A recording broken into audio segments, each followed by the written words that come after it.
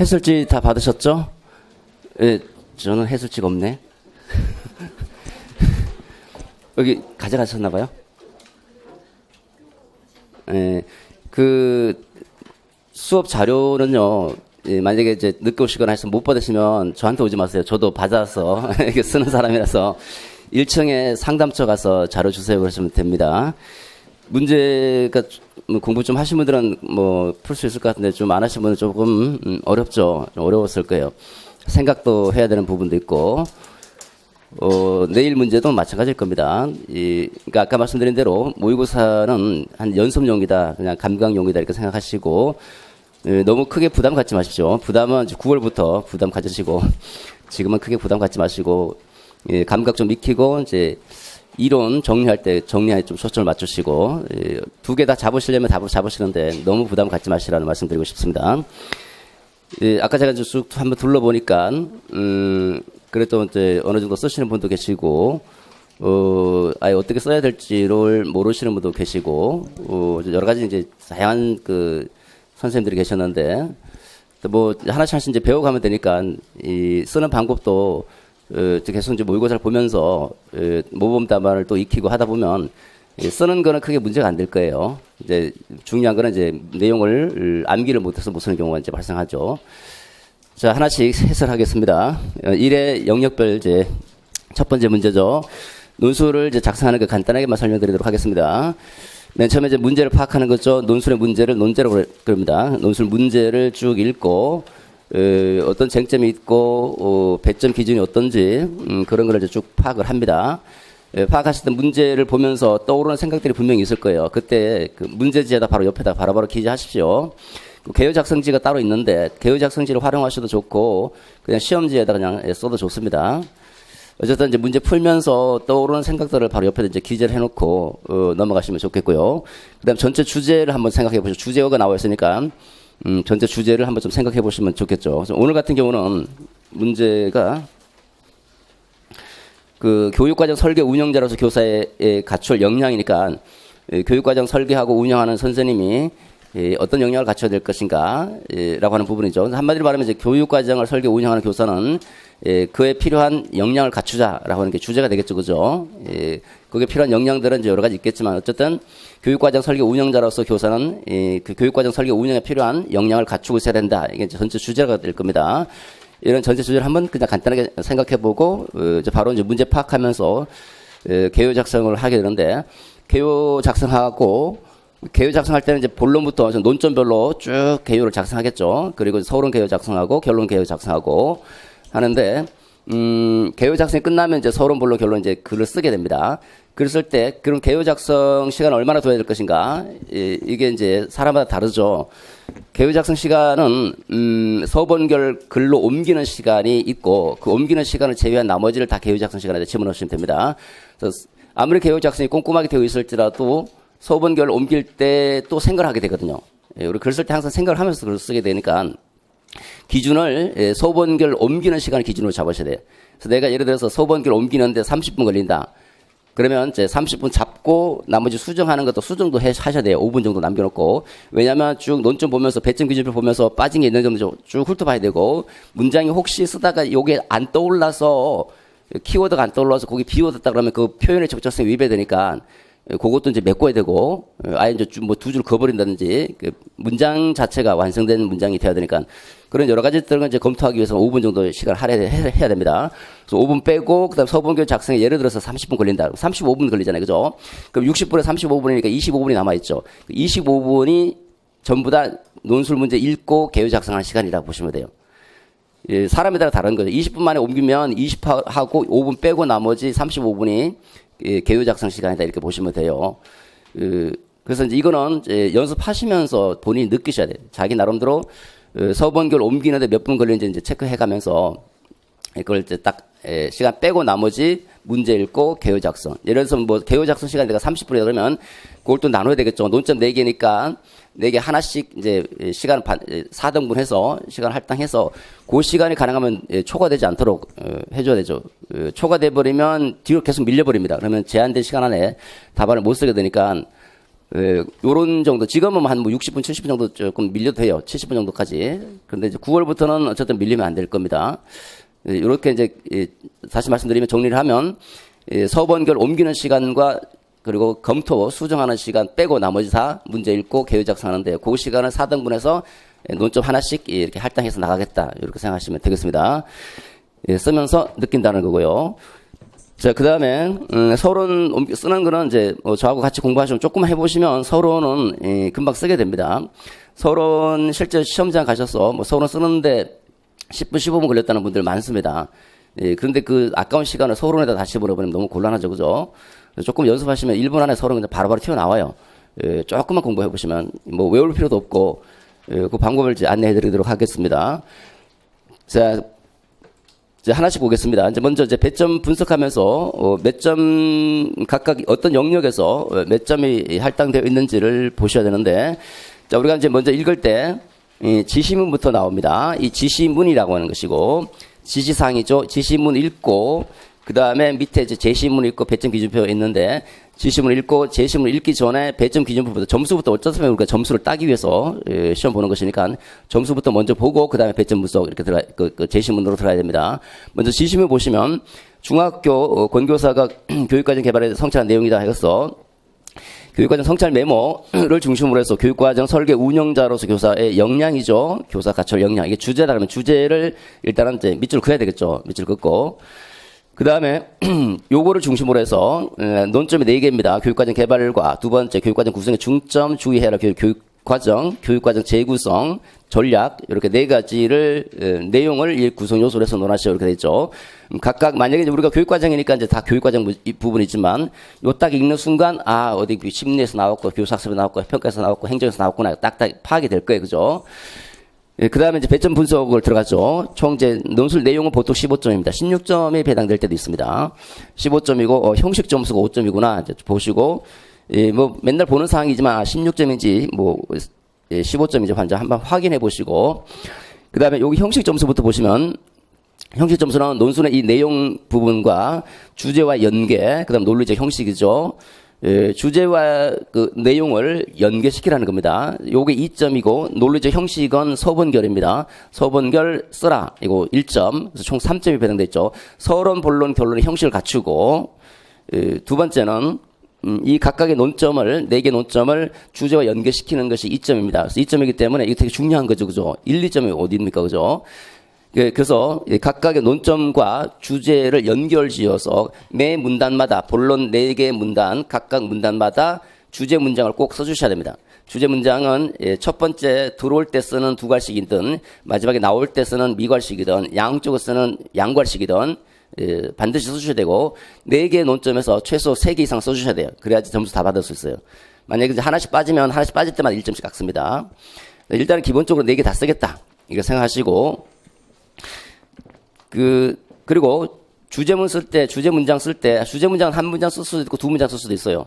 너무 길어지면 좀 곤란하고 한 문장에서 2문장. 보통 한 문장 정도 쓰신다고 생각하시면 되겠고. 그 다음 주제 문장을 쓸 때 2괄식으로 썼으면 2괄식을 계속 밀고 나가셔야 됩니다. 첫 번째 문단은 2괄식, 두 번째는 미괄식. 2괄식, 미괄식 하면 채점자가 헷갈려요. 채점자가. 이게 뭐지? 그러면서 빠졌네? 이렇게 생각할 수 있거든요. 그러니까 2괄식이면 2괄식이고, 미괄식은 미괄식이고 쭉 논리적으로 일관성 있게 써주시고, 만약에 양괄식일 경우는 조금 괜찮아요. 양괄식이면 어쨌든 양쪽에 집어넣었으니까 양괄식, 2괄식, 양괄식 이렇게 해도 크게 문제는 안 될 텐데, 가능하면 이제 그대로 따라가 주시도록 똑같은 방식으로 들어가시면 되겠고요. 자, 첫 번째 거 보도록 하죠. 샵 1에서 타바의 모형 관점에서 권교사가 시험 단원 개발을 위해서 따라야 할 절차 문제를 잘 읽으셔야 됩니다. 시험 단원 개발을 위해서 어떤 절차를 따라야 되는가 묻고 있죠. 하나. 두 번째, 이 모형을 교육과정 개발에 적용하는 이유가 뭔지 한 가지 쓰고, 한 가지 쓰면 한 가지 쓰면 되는 거죠. 2가지 쓸 필요 없는 거예요. 아까 말씀드렸지만 하나만 본다는 거. 맨 첫 번째 나오는 것만 보고 두 번째 건 안 봅니다. 그 다음에 국가 수준이 아닌 교사 수준에서 교육과정 결정할 경우에 장점 한 가지고, 그 다음에 유의하고자 하는 교육 내용의 원리 2가지죠. 원리 2가지는 이제 2가지니까 항목별로 첫째, 둘째 이렇게 해도 되고, 보통 그렇게 하는 게 낫겠죠. 근데 여기 배점을 보시면 총 요구하고 있는 사항은 하나, 그 다음에 2개, 3개, 4개, 5개잖아. 그죠? 5개를 요구하고 있으면 4점을 주고 있네. 그러면 이제 점수가 어디 배당될지 확인해 봐야 되겠죠. 보면 여기 두 가지는 쉼표 하고 있으니까 이 두 개 다 써야지 1점 들어가나 보다. 이렇게 판단해야 되겠죠. 두 개 다. 하나만 쓰면 어떻게 되느냐? 하나만 쓰면 0.5점 받느냐? 그러니까 없습니다. 무조건 1점이에요, 1점. 1점. 두 개 다 써야지 1점을 가져가게 되는 거죠. 그 다음에 여기 보시면 이제 시험단원 개발에 따라할 절차잖아요. 절차가 좀 많죠. 이 절차가 많은데 1점이 배당됐죠. 1점이 배당돼서 배당 점수에 맞게 내용을 써주시면 되는 거예요. 그 장황하게 뭐 하나에 대해서 뭐 교육 목표는 어떻게 해도 뭐는 어떻게 되고 장황하게 쓸 필요가 없어요, 그냥. 간단하게 절차만 쭉 어떤 순서가 있는지 순서만 간단하게 언급해 주면 되는 거예요. 그래서 보통 하나의 점수 1점에 한 문장 또는 두 문장 정도 쓴다라고 보시면 돼요. 진짜 많이 쓰면 세 문장까지 가는데 세 문장까지 가는 경우는 별로 없습니다. 그래서 1점 하나당 한 문장에서 두 문장 정도만 쓴다 이렇게 보시면 됩니다. 자, 그 다음에 됐죠. 두 번째 거 가보도록 하죠. 권교사가 중점을 두는 교육과정의 유형, 뭔지, 유형 그랬잖아요. 그죠? 그러면 이제 명칭을 써야 되는 것인지 개념을 써야 되는지 잘 모르겠잖아요. 그죠? 일단은 유형 쓰면 명칭과 개념 두 개 다 요구한다고 보시면 돼요. 그냥 명칭 쓰라 그러면 명칭을 쓰면 되고, 그 다음에 개념 쓰라 그러면 이제 개념을 쓰면 되는데, 명칭 안 써도, 유형 쓰라 그러면 둘 다 명칭과 개념까지 같이 써주셔야 되는데, 이게 원칙이에요. 만약에 명칭 생각이 안 났다면 어떡합니까? 대강 그냥 거기 제시문에 있는 걸 따와서 대강 이런 교육과정을 뭐 지향한다 해놓고 개념이라도 충실하게 써서 점수를 받을 수 있도록 그렇게 해주시면 되고 엉뚱한 명칭 쓰는 것보다는 차라리 이렇게 쓰는 게 낫습니다. 자신이 없을 때는. 그 다음 두 번째, 이 교육과정을 조직하는 방법, 지식의 구조를 가르친다는 의미 한 가지, 지식의 구조가 갖고 있는 이점 한 가지, 총 4가지 1점씩 배당되어 있다는 거고 세 번째 거, 권교사가 주의한 교육과정의 명칭과 개념, 명칭 쓰고 이제 개념까지 같이 요 두 개 써야지 1점이다. 그죠? 0.5점 없습니다. 두 번째, 그 교육과정의 의미 두 가지, 각각 두 가지. 그 다음 특징 한 가지 4점이죠. 그러니까 요거 1점, 여기 그 의미 두 가지 각각 1점, 여기 명칭과 개념 1점. 1점, 2점, 1점. 이렇게 4점이다. 그죠? 요거 잘 보시면서 2점이 배당돼 있으면 연결해서 쓰지 마십시오. 각각 딱딱 끊었어. 그래서 의미는 이러이러한 의미가 있고 저러저러 의미가 있다. 이렇게 한 문장으로 쓰면 오히려 안 좋아요. 그 점수가 2점이면 점수마다 딱딱 끊어주세요. 그냥 문장을. 그래야지 채점하는 사람이 채점하기 굉장히 편해요. 그렇지 않으면 쉼표도 안 쓰고 하면 이게 하나인가? 이렇게 생각할 수도 있거든요. 하나인가? 분명하게 두 개면 두 개 딱 문장을 끊어버리면 서로 구분되고 있으니까 이거 서로 별개인가 보다. 이렇게 느낄 수 있거든요. 보통 그래서 몇 가지 두 개 써라 그러면 항목을 매기라는 거예요. 첫째, 둘째. 항목을 안 매길 수 있는데 안 매기면 채점할 때 보면 이게 쉼표도 없고 그냥 쭉 한 문장으로 통으로 돼 있는데 그러면 어디가 어디까지인지 채점자가 알 수가 없어요. 그래서. 그렇기 때문에 채점자가 채점하기 편하게 항목을 딱딱 첫째, 둘째 딱딱 끊어주는 게 제일 편하고요. 그 다음에 세 번째입니다. 권교사가 주의한 교육과정의 명칭과 개념 했죠? 그 다음에 네 번째. 권교사가 계획한 교육과정 압축의 목표 두 가지, 그 다음에 압축이 성공적으로 실행되기 위한 교사에게 요구되는 능력 한 가지 해서 각각 1점씩 배당되어 있다는 것을 알 수 있죠. 지금 3점입니다. 자, 그러면 아마 여기서 선생님들이 이거 뭐 교사에게 요구되는 능력이 뭔가 아마 답이 잘 안 나올 수도 있습니다. 그러니까 교과서에 없는 경우도 있죠. 교과서에 없는 경우는 그 제시문을 잘 활용하시고 제시문 내용을 토대로 해서 상식적 수준에 접근한다. 상식적 수준에서 이 정도는 갖춰야 되지 않느냐. 그런 상식적 수준에서 생각해 보시면 의외로 답이 나오는 경우가 있습니다. 자, 보도록 하죠. 답안은 제시문 들어갑니다. 제시문 들어가 보면 제시문 읽을 때 조금 충동적으로 학습하는 분들은요. 앞에 한두 개에 꽂혀갖고 뒤에 거 못 보는 경우도 있습니다. 그럴 때는 밑줄을 그어가면서 제시문의 키워드 사항들을 쭉 밑줄을 그어가면서 하면 놓칠 일은 조금 드물 겁니다. 물론 키워드 잘 그어야 되겠죠. 엉뚱하게 키워드 그어놓고 이건가 보다 할 수도 있으니까 쭉 읽으면서 키워드가 해당되는 부분에다 좀 밑줄을 그어서 어떤 거를 초점을 맞추고 있는지 어떤 부분을 지향하고 있는지를 확인하셔야 됩니다. 자, 보십시다. 교육과정 설계와 운영 부분이죠. 어떻게 설계하고 어떻게 운영할 것인가 관련해서 총 4가지를 중심으로 해서 이제 교육과정 영역을 다루고 있으니까 교육과정 영역을 중심으로 출제가 됐죠. 점이 3가지가 있고 교사 중심의 교육과정을 개발하자. 교사 중심의 교육과정 개발하면 먼저 딱 전체가 쭉 구조화가 된 사람들 구조가 딱 떠오릅니다. 교육과정 개발 모형 타일러 있고 타일러 제자인 타바 그다음에 스킬백 타바 교사 중심이잖아요. 그죠? 스킬백 스쿨 생각하면 학교 중심이죠. 일단 여기까지만 보면 타바 생각이 들죠. 그죠?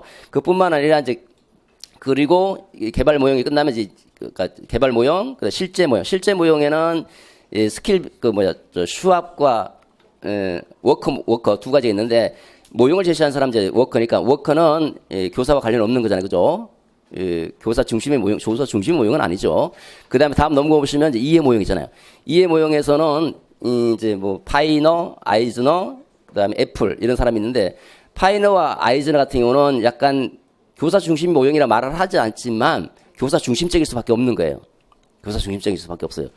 아이즈너도 교사가 교육과정을 개발해야 한다는 입장입니다. 교사가 학생을 지도하고 학생의 경험을 관찰하는 교사가 교육과정을 직접 개발해야 한다는 거고, 파이너도 교육적 경험을 매우 중시하고 있는 입장이고, 그래서 실존적 의미를 형성할 수 있도록 그 교육 경험의 본질을 분석하는 겁니다. 그 교육 경험의 본질을 분석하기 때문에 학습자의 경험에 초점을 맞추고 있으니까 둘 다 교사 중심적일 수밖에 없는 거예요. 교사 중심 모형이라는 말을 쓰고 있지는 않지만 그러면 요 중에서 이제 골라야 되는데 쭉 읽어보면 어디에 해당되는지 찾아야 돼 이제는. 그게 구조화가 됐으면 바로 떠오르는데 이제 구조화 안 돼 있으면 주소 찾기가 어렵죠, 그죠? 그러면 이제 전체 이 글을 읽으면서 떠오를 수밖에 없는데 딱 하면 딱 교사 중심 딱 생각하는 순간 누구지 따다닥 떠오르고 그 중에서 어떤 사람이 해당되는지 이제 찾으러 들어가야 돼, 그죠? 공부 좀 되신 분들이 이렇게 찾고 안 되신 분은 이제 제시문을 읽으면서 이제 떠올려야 되겠죠. 첫 번째입니다. 수업을 진행하기 위해 교사가 학습 단원 하나씩 개발하고자 한다. 자, 단원 하나씩 개발하면서 교육과정을 완성시키겠다 하면 이제 타바가 딱 떠오르겠죠. 그죠? 그럼 타바구나라는 생각을 하면서 들어오셔야 되고, 두 번째, 교육과정 구성의 중점 어디에다 중점을 둬야 될 것인가 관련된 부분인데, 교과의 핵심 개념을 중심으로 개념을 중심으로 구조하자라는 얘기를 하고 있고, 지식의 구조라는 얘기를 하고 있는 순간, 이거는 학문 중심과 관련되는 것이 아닌가. 발견학습과 관련되는 것이 아닌가 이런 정도 생각이 들 겁니다. 세 번째는 개발된 교육과정 다시 한번 문서를 한번 점검해보자. 점검할 때는 이제 뭔가 빠진 게 없는가를 얘기하고 있잖아요. 그죠? 그럼 빠진 게 없는가라고 하는 것은 교육과정에서 본다면 빠진 교육과정은 영교육과정이죠. 그래서 영교육과정과 관련되는 것보다 딱 미로 짐작해 볼 수 있을 것이고. 그다음 마지막으로 네 번째 교육과정 재구성. 선생님이 이제 재구성할 때 여기는 이제 뭐 재구성 재구성할 때 교육과정 압축이라고 이미 나와 있으니까 압축과 관련된 부분이니까 특별히 뭐 찾을 필요가 없는 거잖아요. 그죠? 압축 부분이다. 이렇게 간단한 때를 살펴볼 수 있는데 이제 세부적으로 한번 들어가 보도록 하죠. 첫 번째 부분입니다. 자, 첫 번째 논점은 이제 아까 말씀드린 대로 요거 제시문 읽을 때 다시 한번 배점 기준표를 봐야 돼요. 왜냐면 배점 분석했지만 4개 1번, 2번, 3번, 4번 읽는 순간 1번 잊어버리거든요. 잊어버리잖아요. 그걸 머릿속에 다 기억합니까? 이렇게 잊지 해놓고 다시 배점 기준표에 있는 첫 번째 사항과 제시문 둘이 연결하면서 찾으러 들어가야 됩니다. 찾으러. 첫 번째 논점이 타바 모형의 관점. 여기는 이미 주어져 있네, 그죠? 타바 모형의 관점이니까 타바 모형의 관점에서 시험 단원 개발을 위해서 따라야 할 절차, 요거 찾으러 가야 되겠죠? 보시면 이게 이제 타바 모형의 관점에서 나왔구나라는 사실을 알 수 있고, 자, 요거 읽기 전에 우리가 먼저 염두에 둘 것은 두 가지입니다. 첫 번째 주제가 뭔가라는 부분하고, 요거 배점 분석한 거, 요 두 가지를 염두에 두면서 요 주제를 써야 되니까 교육과정 설계 운영자로서 교사의 역량, 요거 주제가 이 전체 이 논점을 토대로 해서 이걸 토대로 해서 두괄식이든 미괄식이든 양괄식이든 나와줘야 된다는 하나 기억하시고, 그 다음에 그러니까 그 개요 작성하실 때 간단하게 주제도 뭐 키워드 같은 거 이렇게 써놓으시면 되겠고요. 두 번째 논점을 찾아보시면 첫 번째 타바 모형 관점 절차 적용 이유 한 가지 쓰고 교육과정 결정과 관련되는 부분, 교사 수준에서 결정하는 부분이고, 그다음 내용 조직의 원리가 뭔가 해서 하나씩 이제 아마 이제 순서대로 나와 있을 거예요. 순서대로 나와 있으니까 하나씩 찾으러 가면 되겠죠. 첫 번째 보도록 하죠. 수업을 진행할 교사가 단원 하나씩 이제 개발해 나가면서 한 단원 개발해 나가면서 전체 교과를 완성시켜 나간다라는 게 타바죠. 그런데 이제 두 번째부터 이제 문제가 나오죠. 시험 단원을 개발하기 위해서 요구되는 하위 단계 순차적으로 고려하자. 자, 문제가 시험 단원 하나를 만들기 위해서 그 하위 단계로 어떤 것들이 요구되고 있는가를 물어보고 있거든요. 그러면 이제 그 하위 단계가 7개 또는 8개가 있는데 그거를 기억하셔야 돼요. 그거를. 그 다음에 두 번째 거, 단원이 서로 잘 연결되도록, 그러니까 요거 하고 이제 요거 타바가 적용될 이유도 한번 생각해 보시고, 그 다음에 마지막 논점, 단원과 단원이 서로 잘 연결되도록 내용을 조직하고, 자, 조직이니까 지금 내용 조직 원리와 관련된 부분은 이제 마지막 논점이 여기다라는 거죠. 그죠? 요거. 그 다음에 요거 교육과정 결정은 이 전체를 아울러서 교사가 이제 교육과정 결정한다 그러면 어떤 장점이 있는가 하니까 여기는 이제 없지만 간접적으로 드러나고 있는 거에 교사가 이제 교육과정 결정한다는 부분이고요. 마지막 논점은 이제 요기 마지막 점과 관련되는 부분이고, 이렇게 어떻게 조직할 것인가, 다른 것들을 서로 잘 맞물리도록 연결한다는 거고, 그다음 두 번째, 다른 교과와 유사한 내용과 비슷한 수준을 유지하자라고 하는 부분, 이 두 가지가 내용 조직 원리 중에서 어디에 해당되는가라고 하는 것을 찾으셔야 됩니다. 하나씩 키워드 정리 한번 해보도록 하죠. 자, 첫 번째 타바 모형이고, 두 번째 교육과정 결정, 세 번째 내용 조직의 원리, 세 가지 살펴보도록 하겠습니다. 먼저 타바입니다. 타바의 교육과정 개발 모형을 교사 중심 모형이다라고 칭하고 있습니다. 교사가 수업을 전개하는 교사가 한 단원 개발해 나가면서 전체 교과를 완성하게 되는 형태로 교육과정을 개발하기 때문에 교사 중심 모형이다라는 거죠. 타일러의 제자로서 여자예요, 여자. 타일러의 그 이론적인 모형을 좀 더 정교화시켰다라는 평가를 받고 있습니다. 절차를 보도록 하죠. 절차는 시험 단원을 먼저 개발하고, 그 다음에 그 개발된 시험 단원을 다시 한번 검증해보고, 문제점이 있는지 없는지 수정하고 보완한 다음에 단원을 다시 이제 보완이 끝났으면 단원을 구조화시킵니다. 구조화시킨다는 말은 스코프와 계열성 두 가지를 고려해서 배열시키는 거예요, 이렇게. 폭과 스코프는 수평적인 내용 조직이고 계열성은 수직적인 내용 조직인데, 수평적으로 어느 정도의 범위를 다룰 것인지, 어느 정도 폭과 깊이를 다룰 것인지, 그다음에 어떻게 점점 어떤 순서로 폭과 깊이를 더해 나갈 것인지, 이 두 가지를 고려하면서 단원을 구조화시킨다는 말은 체계적으로 조직한다는 거예요. 체계적으로 조직한 다음에 세 단원을 정착하고, 그리고 교사 연수를 통해서 이제 보급시켜 나가는 겁니다. 요 단계죠. 시험 단원을 개발하고 검증, 수정 및 보완. 검증할 때는 이제 시험 단원을 개발했으면 얘가 과연 이 내용을 가지고 교수할 수 있는지, 애들한테 가르칠 수 있는지, 교수 가능성, 이 내용이 타당한지, 타당성, 이걸 검증해야 되거든요. 교수 가능성과 타당성을 검증한 다음에 문제가 있으면 수정하죠. 수정하고 보완하죠. 보완해서 보편적인 교육과정 한 단원을 개발합니다. 보편적인 교육과정 한 단원이 개발되면 그 다음에 마지막으로 그 다음 단계가 이제 구조화, 다시 말해서 범위와 계열성을 고려해서 구조화 체계화시키는 겁니다. 그리고 나서 이제 단원 정착하고 보급하는 거죠. 이렇게 보면 개검 수구정이죠. 개검 수구정의 단계를 거친다. 일단 무슨 말인지 모르겠지만 개검 수구정이다. 개검 수구정이라고 하는 점 기억하시고 여러 번 이제 이렇게 연결 지어서 해보시면 아마 떠오를 겁니다. 개검 수구정인데 요 단계도 있고 또 하나의 단계가 있죠. 시험 단원을 개발하기 위해서는 이렇게 8단계를 거치잖아요. 그죠? 아까 문제에서 요구하고 있는 것은 시험 단원 개발을 위해서 요구되는 하위 단계니까 이 요구 진단부터 균형성과 계열성 검증까지 이걸 써달라고 하는 거죠. 이걸. 그런데 만약에 이걸 썼다면 틀리게 되는 거죠. 이걸. 그 요구사항에 맞춰서 뭘 묻고 있는지 그걸 잘 보시면서 답변해야 되는데 판단이 안 쓴다 그러면 어떡합니까? 그냥 다 쓰는 거죠. 예를 들어서 요구 진단부터 쭉 쓴 다음에 계열성 검증 이를 토대로 해서 시험단은 개발하고 개검 수구정의 단계를 거친다. 그러면 어쩔 수 없어요. 이거 줄 수밖에 없는 거죠. 그러니까 잘 모르면 이제 다 쓰시고 문제를 보고 문제 요구사항에 맞춰서 접근해 나가시면 됩니다. 만약 그러면 그냥 타바의 모형에 그 절차를 쓰라. 그러면 그럴 때는 선생님 뭘 써야 됩니까?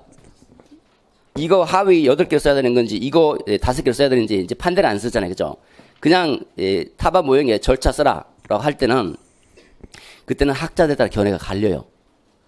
어떤 학자는 요거를 단계로 언급하는 학자도 있고 요거 개검 수구정을 단계로 언급하는 학자들도 있어요. 그럼 출제별이 누군지 우리가 알 수가 없잖아요. 그때는 어떻게 써야 됩니까? 그냥 다 쓰는 게 전부 다. 처음부터 끝까지. 그때는. 물론 제시문 보시면서 요거를 중심으로 말을 하고 있구나 그러면 요걸 쓰면 되고 저걸 중심으로 말하고 있구나 저걸 쓰면 되는데 이제 판단이 안 쓸 때는 그냥 다 쓰는 거죠. 그냥. 일단은 이거 암기해 두셔야 되겠죠. 자, 보겠습니다. 먼저 요구 진단부터요. 요구. 학습자가 뭘 요구하고 있는지. 내가 선생님이 이제 수업을 할 때, 이 타바는 사회과 교육과정 모형을 이제 근거로 해서, 그 자신의 이론적인 모형을 확립하고, 주로 예를 사회과를 중심으로 예를 듭니다. 학습자 요구를 진단한 다음에 그 요구를 근거로 해서 목표를 설정해요. 목표가 설정됐으면, 이제 교육 내용과 교육 내용이 있는데 이 교육 내용과 학습 경험 있죠. 교육 내용과 학습 경험은 사실 엄밀하게 말하면 개념이 달라요. 교육 내용은 교사 중심적이고 학습 경험은 학습자 중심적이에요. 그 교육 내용이라는 것은 교사가 전달하고자 하는 내용, 어떤 내용을 내가 전달할 것인가라는 교사가 전달하고자 하는 내용이 교육 내용이라 한다면 학습 경험은 학습자가 실제로 경험하는 거예요, 실제로. 같은 내용을 전달하더라도 학습자가 느끼고 경험하는 것은 학습자의 지적 배경이나 수준이나 인지적 특성에 따라서 다를 수밖에 없는 거예요. 학습자가 직접 경험하는 것이 학습 경험이고 교사가 전달하고자 하는 것이 교육 내용입니다. 그래서 두 가지로 분리시켜서 내용을 선정 조직하고 그다음에 학습 경험을 선정 조직하는 겁니다. 그럼 학생들이 저 내용을 가지고 어떤 학습 활동을 하느냐예요. 학습 활동. 뭐 혼자서 학습할 수도 있고 토의 토론 학습할 수도 있고 협동 학습으로 내용을 학습할 수도 있는 거죠. 그죠? 어떤 형태로 학습할 것인가와 관련된 부분입니다. 학습 경험 선정 조직하고 평가 내용 방법 수단 결정 이제 그 목표에 도달했는지 확인하기 위한 평가 내용 수단 방법 결정하는 평가를 결정하는 겁니다. 평가 내용 방법 어떤 수단으로 평가를 할 것인지 그 다음에 마지막으로 균형성과 계열성 검정 요 단계를 거치는데 여기까지 7단계까지를 단계로 그 7단계까지로 소개하는 학자들도 있고 8단계까지 소개하는 학자들도 있어요. 그러니까 일단은 7단계까지는 소개해 주셔야 되는 거예요. 7단계까지 소개하는 학자도 있고 8단계까지 소개하는 학자도 있으니까 일단 7단계까지 소개하는데 그럼 점수가 지금 1점이잖아요. 1점이면 이게 7개 다 써야 되는가? 7개 다 써야지 1점 준다라고 이렇게 말하는 사람 아마 없을 거예요. 7개 중에 최소한 순서에 맞춰서 뭐 5, 6개 이상은 써야 된다. 이런 식으로 나올 거예요. 채점 기준표에. 가능하면 이제 순서에 맞춰서 다 써주려고 하는데 한두 개 빠져도 크게 신경 안 써도 될 거예요. 아마. 딱 완벽하게 다 써야 된다. 저게 많기 때문에 뭐 적으면 상관없지만 많을 때는 몇 개 이상 쓰면 이제 1점 준다. 이렇게 아마 채점 기준표가 만들어질 거예요. 자, 됐죠? 그 다음에 이제 그 타바의 교육과정 개발 모형의 특징입니다. 교사 중심적이고 귀납적이고 처방적이고 역동적이다. 일단 교사 중심적인 거죠. 왜? 웨이버에서 개발된 교육과정을 교사가 아닌 다른 사람이 만든 거. 다른 사람이 만든 그게 뭐 국가 수준에서 만들 수도 있고 뭐 지역 수준에서도 만들 수도 있는데 다른 사람 외부에서 만든 거. 외부에서 개발된 교육과정을 교사가 단순히 적용하는 사람이 아니라는 거죠. 타바 입장에서는 학생을 지도하는 교사가 직접 교육과정을 개발해 나가는 거죠. 그래서 외부에서 개발된 교육과정은 단순히 적용하는 게 아니고 교사가 직접 현장 지향적인 교사 직접 교육과정을 개발해 나가기 때문에 교사 중심적이다라는 겁니다. 요거는 별칭에서 이미 나와 있는 거죠. 그죠? 교사 중심적이다. 두 번째, 귀납적이다. 귀납적이라는 말 구체적인 것에서 일반적인 형태로 나간다는 거죠. 구체적인 한 단원을 개발하면서 전체 교과를 개발하기 때문에 단원에서 교과 형성으로 나갔잖아요. 따라서 귀납적이다라는 거고. 세 번째는 처방이라는 말은요, 뭔가를 처방해낸다는 거거든요. 그러니까 우리가 이제 병원을 가면 처방전을 주잖아요. 그대로 약을 주잖아요. 그죠? 그러니까 어떤 절차를 준다는 거죠. 처방전의 말은 절차를 제시하고 있다는 거예요. 학교 현장의 교사가 교육과정을 개발할 수 있는 순서적인 절차, 이 절차를 제시하고 있기 때문에 처방적이다는 처방적. 역동적인 반대 개념이 이제 고정적이잖아요. 고정되어 있지 않고 역동적이라는 말은 움직인다는 거거든요. 움직인다는 말은 약간 완전한 역동성이라기보다는 부분적인 역동성이긴 한데 어쨌든 역동적이라는 말은 이 요구 진단, 요구를 한 단어 개발할 때마다 요구 진단을 토대로 해서 단어가 개발이 되잖아요. 그죠? 그래서 학습자의 요구 진단은 계속적인 요구 진단을 토대로 단어는 개발되기 때문에 역동적이다라는. 그러니까 요구 진단, 요거 하나만 기억하시면 되는 거예요. 요구 진단. 그러니까 역동적이다. 그 다음에 처방적이다. 절차. 그리고 귀납적이다. 단원 개발, 교과 형성. 교사 중심이다. 교사가 개발한다. 이런 정도면 이 의미만 이해하고 쓰실 때는 그 의미가 잘 드러나게 써주시면 돼요. 그냥. 우리가 쓸 때는 키워드만 딱 기억하고 나머지 쓰는 말들은 그 교과서에 있는 거 그대로 외우지 마세요. 그대로 외우실 수 있으면 외워도 되는데 너무 많아요. 그 의미만 잘 드러날 수 있도록. 그러니까 내가 알고 있고 내가 이해한 대로 그냥 편하게 서술해 주신다라고 편하게 생각하시고 키워드만 잘 지적해 주시면 의미가 분명해지니까. 자, 그 다음에 근데 여기서 문제는 이제 교육과정 개발에 적용하는 이유잖아요. 그죠? 그 이유가 어디 있습니까? 없잖아요.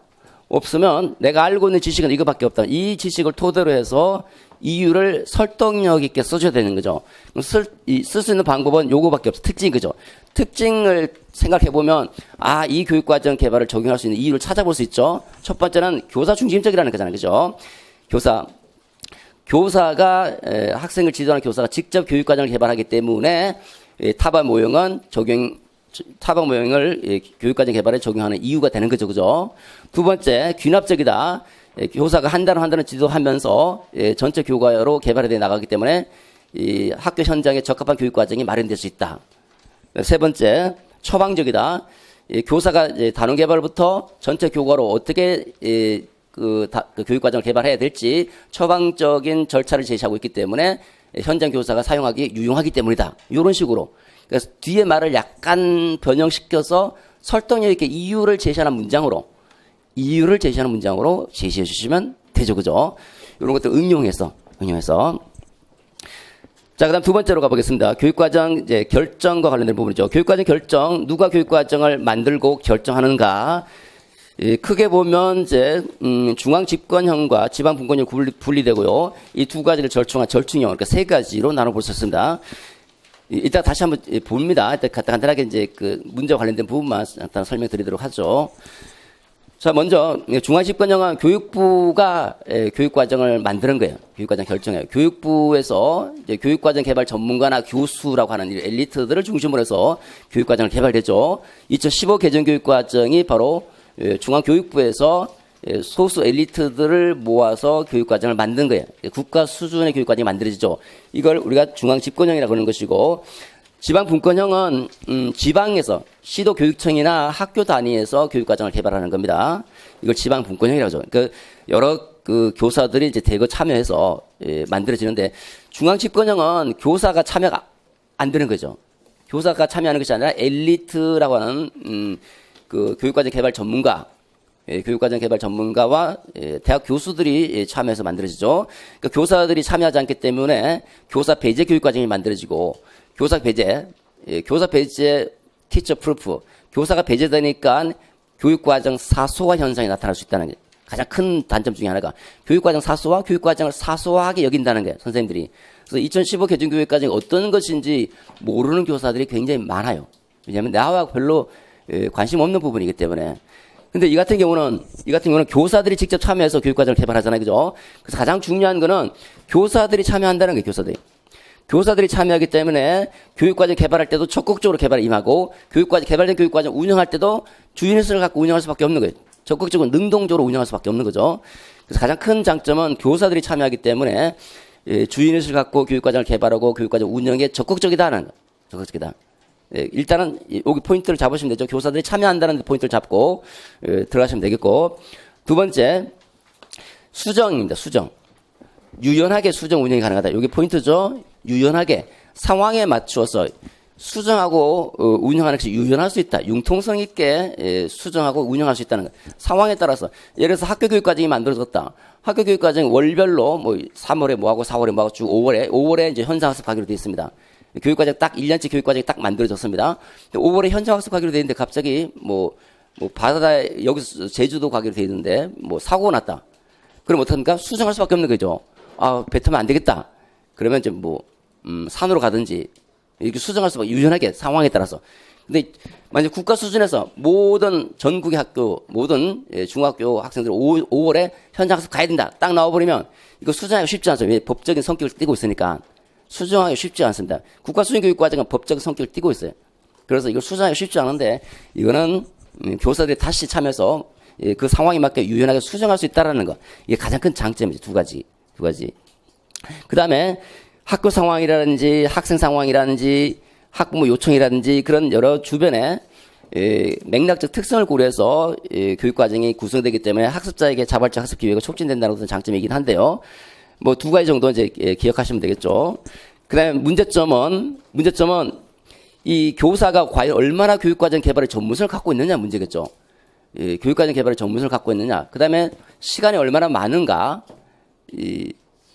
예산은 어느 정도 들어가는가, 선생님들 돈을 얼마나 줄 수 있는가, 이런 문제가 있다는 거예요. 그래서 전문가, 예산, 시간이 부족하다는 거예요. 전문가도 부족하고 예산도 부족하고 시간도 부족하니까 수준 높은 교육과정 개발이 어렵다는. 근데 이 중앙집권형 같은 경우는 이제 엘리트들이 대거 참여해서 장시간에 걸쳐서 교육과정을 개발하기 때문에 질 높은 교육과정이 개발될 수 있지만, 학교 현장에서 또는 지역 수준에서 교육과정 개발하는 것은 이런 예산의 한계도 있고 시간상의 한계도 있고 전문가들 수급에도 한계가 있기 때문에 질 높은 교육과정을 개발하기는 쉽지 않다라는 단점이 되겠죠. 그 다음에 두 번째는 이 교육과정 개발의 전문성이 부족하잖아요. 그죠? 부족하기 때문에 이게 학교 급 간에 그 다음에 학교 간에 연계성이 부족하다. 연계성이 어렵다. 연계가 어렵다.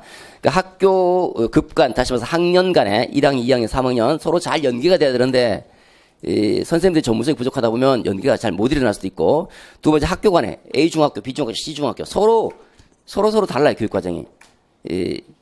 그러다 보니까 A 중학교에서 공부하던 학생이 B 중학교 가버리면 교육과정이 조금 달라질 수도 있는 거죠. 그래서 학년 간 학교 간에 서로 교육과정의 연계가 어려울 수 있다는 것도 이제 단점 중에 하나이죠.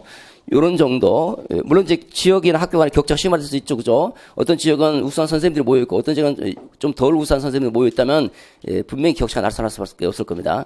요런 여러 가지 단점이 있는데 이제 일단 두 가지 정도 좀 기억하시고요.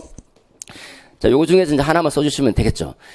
다음 세 번째 논점으로 가보겠습니다. 세 번째 논점은 이제 아까 교육과정 중요상 체크 별표했던 데서도 말씀드렸지만 연계성 부분이에요.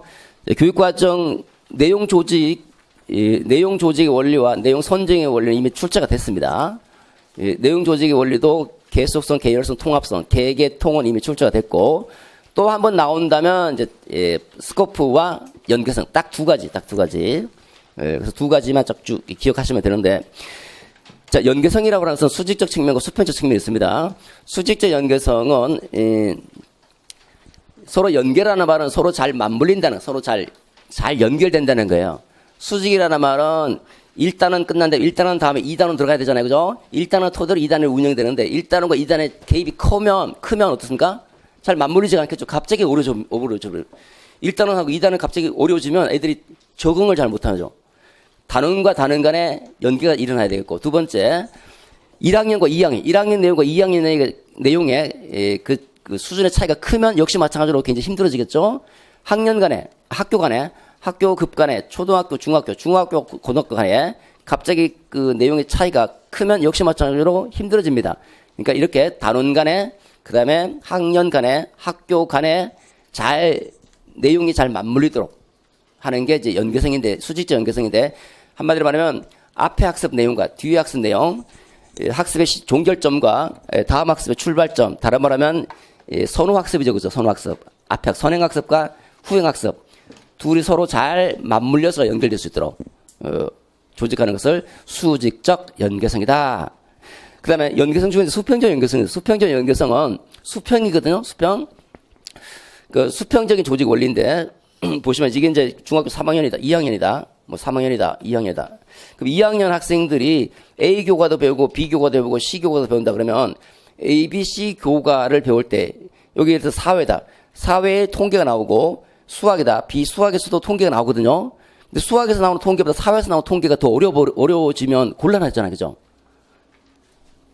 뭐 예를 들어서 도덕과 인권이다. 사회과 인권이다. 도덕과가 인권이 더 중요하니까 도덕과에서 인권의 개념을 수준 높은 인권의 개념을 가르쳐버리면 곤란하겠죠. 그러니까 요게 바로 수평적 연계성이에요. 그래서 정리를 한번 해보시면 같은 학년이죠. 같은 학년, 동일한 학년 안에서 교과가 서로 유사할 때 유사한 교과 간에 이 안에 있는 내용 요 내용의 수준이 동일하지 내용 수준이 동일하게 유지하는 것, 동일한 내용 수준을 유지하는 것을 수평적 연계성이다. 세 가지입니다. 동일한 학년, 유사 교과 간의 내용의 수준을 동일하게 유지하도록 조직하는 것을 수평적 연계성이다. 이렇게 세 가지 딱딱 키워드 기억하셔서 중얼중얼 해보셔야 자꾸 중얼중얼. 그 논술의 출발 시작점은 오럴 컴포지션이에요. 말로 장문하셔요. 이 말로 장문이 되면 그 말을 그대로 옮겨 쓰면 되는 거니까 말로 자꾸 여러분 말로 자꾸 해보셔야 됩니다. 그러니까 이해한 다음에 이 내용 그대로 외우려 하지 마시고 쭉 이해한 다음에 딱 조직화해서 딱 여러분 말로 자꾸 이렇게 중얼중얼. 자, 그 다음에 두 번째 거 들어가도록 하죠. 자, 만약에 이제 첫 번째와 관련해서 아까 좀 전에 말씀드렸던 대로 첫 번째 부분에서 이렇게 이제 전체 논점이 파악이 됐으면 첫 번째 부분에서 이제 이렇게 이제 어느 정도 그 논점에 대한 내용이 이제 나왔으면 이제 뭐 개요 작성하실 때 간단한 키워드만 딱 뽑아낼 수도 있고요. 문장 형태로 개요 작성할 수도 있는데 아마 문장 형태로 개요 작성했다가는 시간 내에 못 쓸 거예요. 자기가 이제 딱 보면서 키워드 정도 뽑아내고 조금 어려운 부분은 이제 문장으로 이렇게 쓰는데 뭐 서술로 끝까지 다 쓸 필요는 없잖아요. 그죠? 일정한 정도만 쓰고. 근데 어차피 또 옮길 또 내가 다 써도 어차피 또 옮길 또 한번 생각하게 돼 있어요. 사람이. 그러니까 적당한 수준에서 시간 배분해가면서 적당한 수준에서 개요 작성을 하시면 될 거예요. 그것도 이제 하시면서 본인이 느끼셔야 돼요. 그러니까 연습이 필요한 거죠. 그 다음에 이제 주제. 자, 이거와 관련해서 주제를 한번 생각해 보시면 자, 교사가 교육과정 설계 운영자로서 교사 역량이니까 교사는 어떤 역량을 발휘해야 됩니까? 학생을 지도하는 교사는 학생의 특성, 학급 상황에 맞게 교육과정을 개발할 수 있는 역량을 갖춰야 되겠죠. 그죠? 그런 정도. 그 주제와 타바와 둘이 연결지어서 주제 문장을 써주시면 되겠죠. 주제 문장 쓸 때는 권교사, 김교사, 이교사 이제 쓰지 마십시오. 일반적인 명칭 그냥 교사. 주제 문장은 전체를 포괄해야 되니까 교사라고 쓰시고 김교사, 이교사 쓰지 마시고 주어를 써주시면 주어. 그리고 선생님이라는 말 쓰지 마세요. 그냥 공식적인 명칭 교사라고 이렇게 써주시고. 자, 이렇게 이제 됐고 그 다음에 두 번째 논점을 가보도록 하죠. 두 번째 논점 마찬가지로 두 번째 논점 읽을 때 우리가 두 가지를 기억하시면서 읽어야 되겠죠. 주제와 그다음에 논점이 뭔가 이 배점 분석, 배점 기준표를 토대로 해서 접근하셔야 됩니다. 자, 첫 번째 교육과정 유형 살펴보라고 했으니까 쭉 읽어보면 이제 개념 나와 있고 핵심 개념 구조가 나와 있고 지식의 구조라는 얘기를 하고 있으니까 이거는 학문 중심 교육과정이다라는 것을 알 수가 있겠죠. 학문 중심 교육과정이고 그다음 학문 중심 교육과정의 개념 간단히 언급해 주시고 조직 방법입니다. 조직 방법은 학문 중심 교육과정에서는 어떻게 조직합니까? 나선형 형태로 조직하죠. 그죠? 학문 중심 교육과정이라는 것은 학문을 구성하는 기본 개념과 원리, 다시 말해서 지식의 구조와 탐구 과정 그 자체를 교육과정으로 보는 겁니다. 나선 형태로 조직하겠죠. 그 다음에 지식의 구조 갖고 있는 의미, 이점, 이렇게 하나씩 써주셔야 됩니다. 자, 우리가 그 교재, 핵심 속속 교재 73페이지 잠깐 보시면, 핵심 속속 교재 갖고 계신 분들 73페이지 2015 개정교육과정이 나와 있죠. 거기서 73페이지 2번 항목에 교육과정 구성의 중점을 보시면, 교육과정 구성의 중점에서 가항이 있고 나항을 보시면 나항에 교과의 핵심 개념을 중심으로 학습 내용을 구조한다라고 되어 있잖아요. 그죠? 여기 나와 있죠? 핵심 개념을 중심으로 학습 내용을 구조한다. 그 다음에 학습량을 적정화시킨다. 학습량이 적정화된다. 그러니까 많은 내용을 안 가르친다는 거예요. 우리 아이들을 가르칠 때 지식 중심이면 흔히 막 낮게 흩어진 그런 지식들을 막 가르친다고 생각할 수 있는데 학문 중심에서는 그 많은 지식들을 가르치는 것이 아니라 개념과 원리를 중심으로 가르치니까 내용이 굉장히 단순화되죠. 단순화되고 경제적인 겁니다. 학문 중심 교육과정의 장점 중에 하나 있는데 내용을 학습량이 적정화될 수밖에 없는 거예요. 학습량을 적정화하기 위해서는 많은 내용을 가르치지 말고 개념과 원리를 중심으로 가르치자. 그러니까 2015 개정교육과정 녹아있는 사고방식이 학문 중심 사고방식이 어느 정도 반영되어 있다고 볼 수 있겠고요. 그 다음에 이 개념에 대한 이해를 강조하고 있으니까 이해 중심 교육과정인 백워드 설계 모형도 나중에 보시면 반영되어 있습니다. 그 다음에 또 나항 있고 다항 잠깐 보시면 교과 특성에 맞는 다양한 학생 참여형 수업을 활성화하자라 되어 있잖아요. 그죠? 학생 참여형 수업, 그러니까 다시 말하면 학생 중심 수업을 하자는 거죠. 자, 탐구, 발견학습은 학생 중심입니까? 교사 중심입니까? 학생 중심적이잖아요. 학생이 스스로 지식의 구조인 개념과 원리를 발견해 나가는 것이거든요. 학습자 중심, 이거 말고도 많지만 이것도 역시 학습자 중심이고, 학습자들이, 개념과 원리를 발견할 수 있도록 다양한 탐구자료를 주는 거예요. 그 탐구자료 아이들이 그 개념과 원리가 함유되어 있는 탐구자료를 애들이 쭉 보면서 개념과 원리를 찾아내야 되는 거거든요. 학습자가 이제 학습자 참여할 수 있는 수업 방식이 될 수 있고, 그 다음에 보시면 활성화해서 자기주도 학습 능력을 기른다고 됐잖아요. 그죠? 자, 여기 보시면 학습자가 스스로 개념과 원리를 스스로 발견하도록, 이건 발견학습을 하는 것이고, 수업 방법은 이제 발견학습을 하겠죠?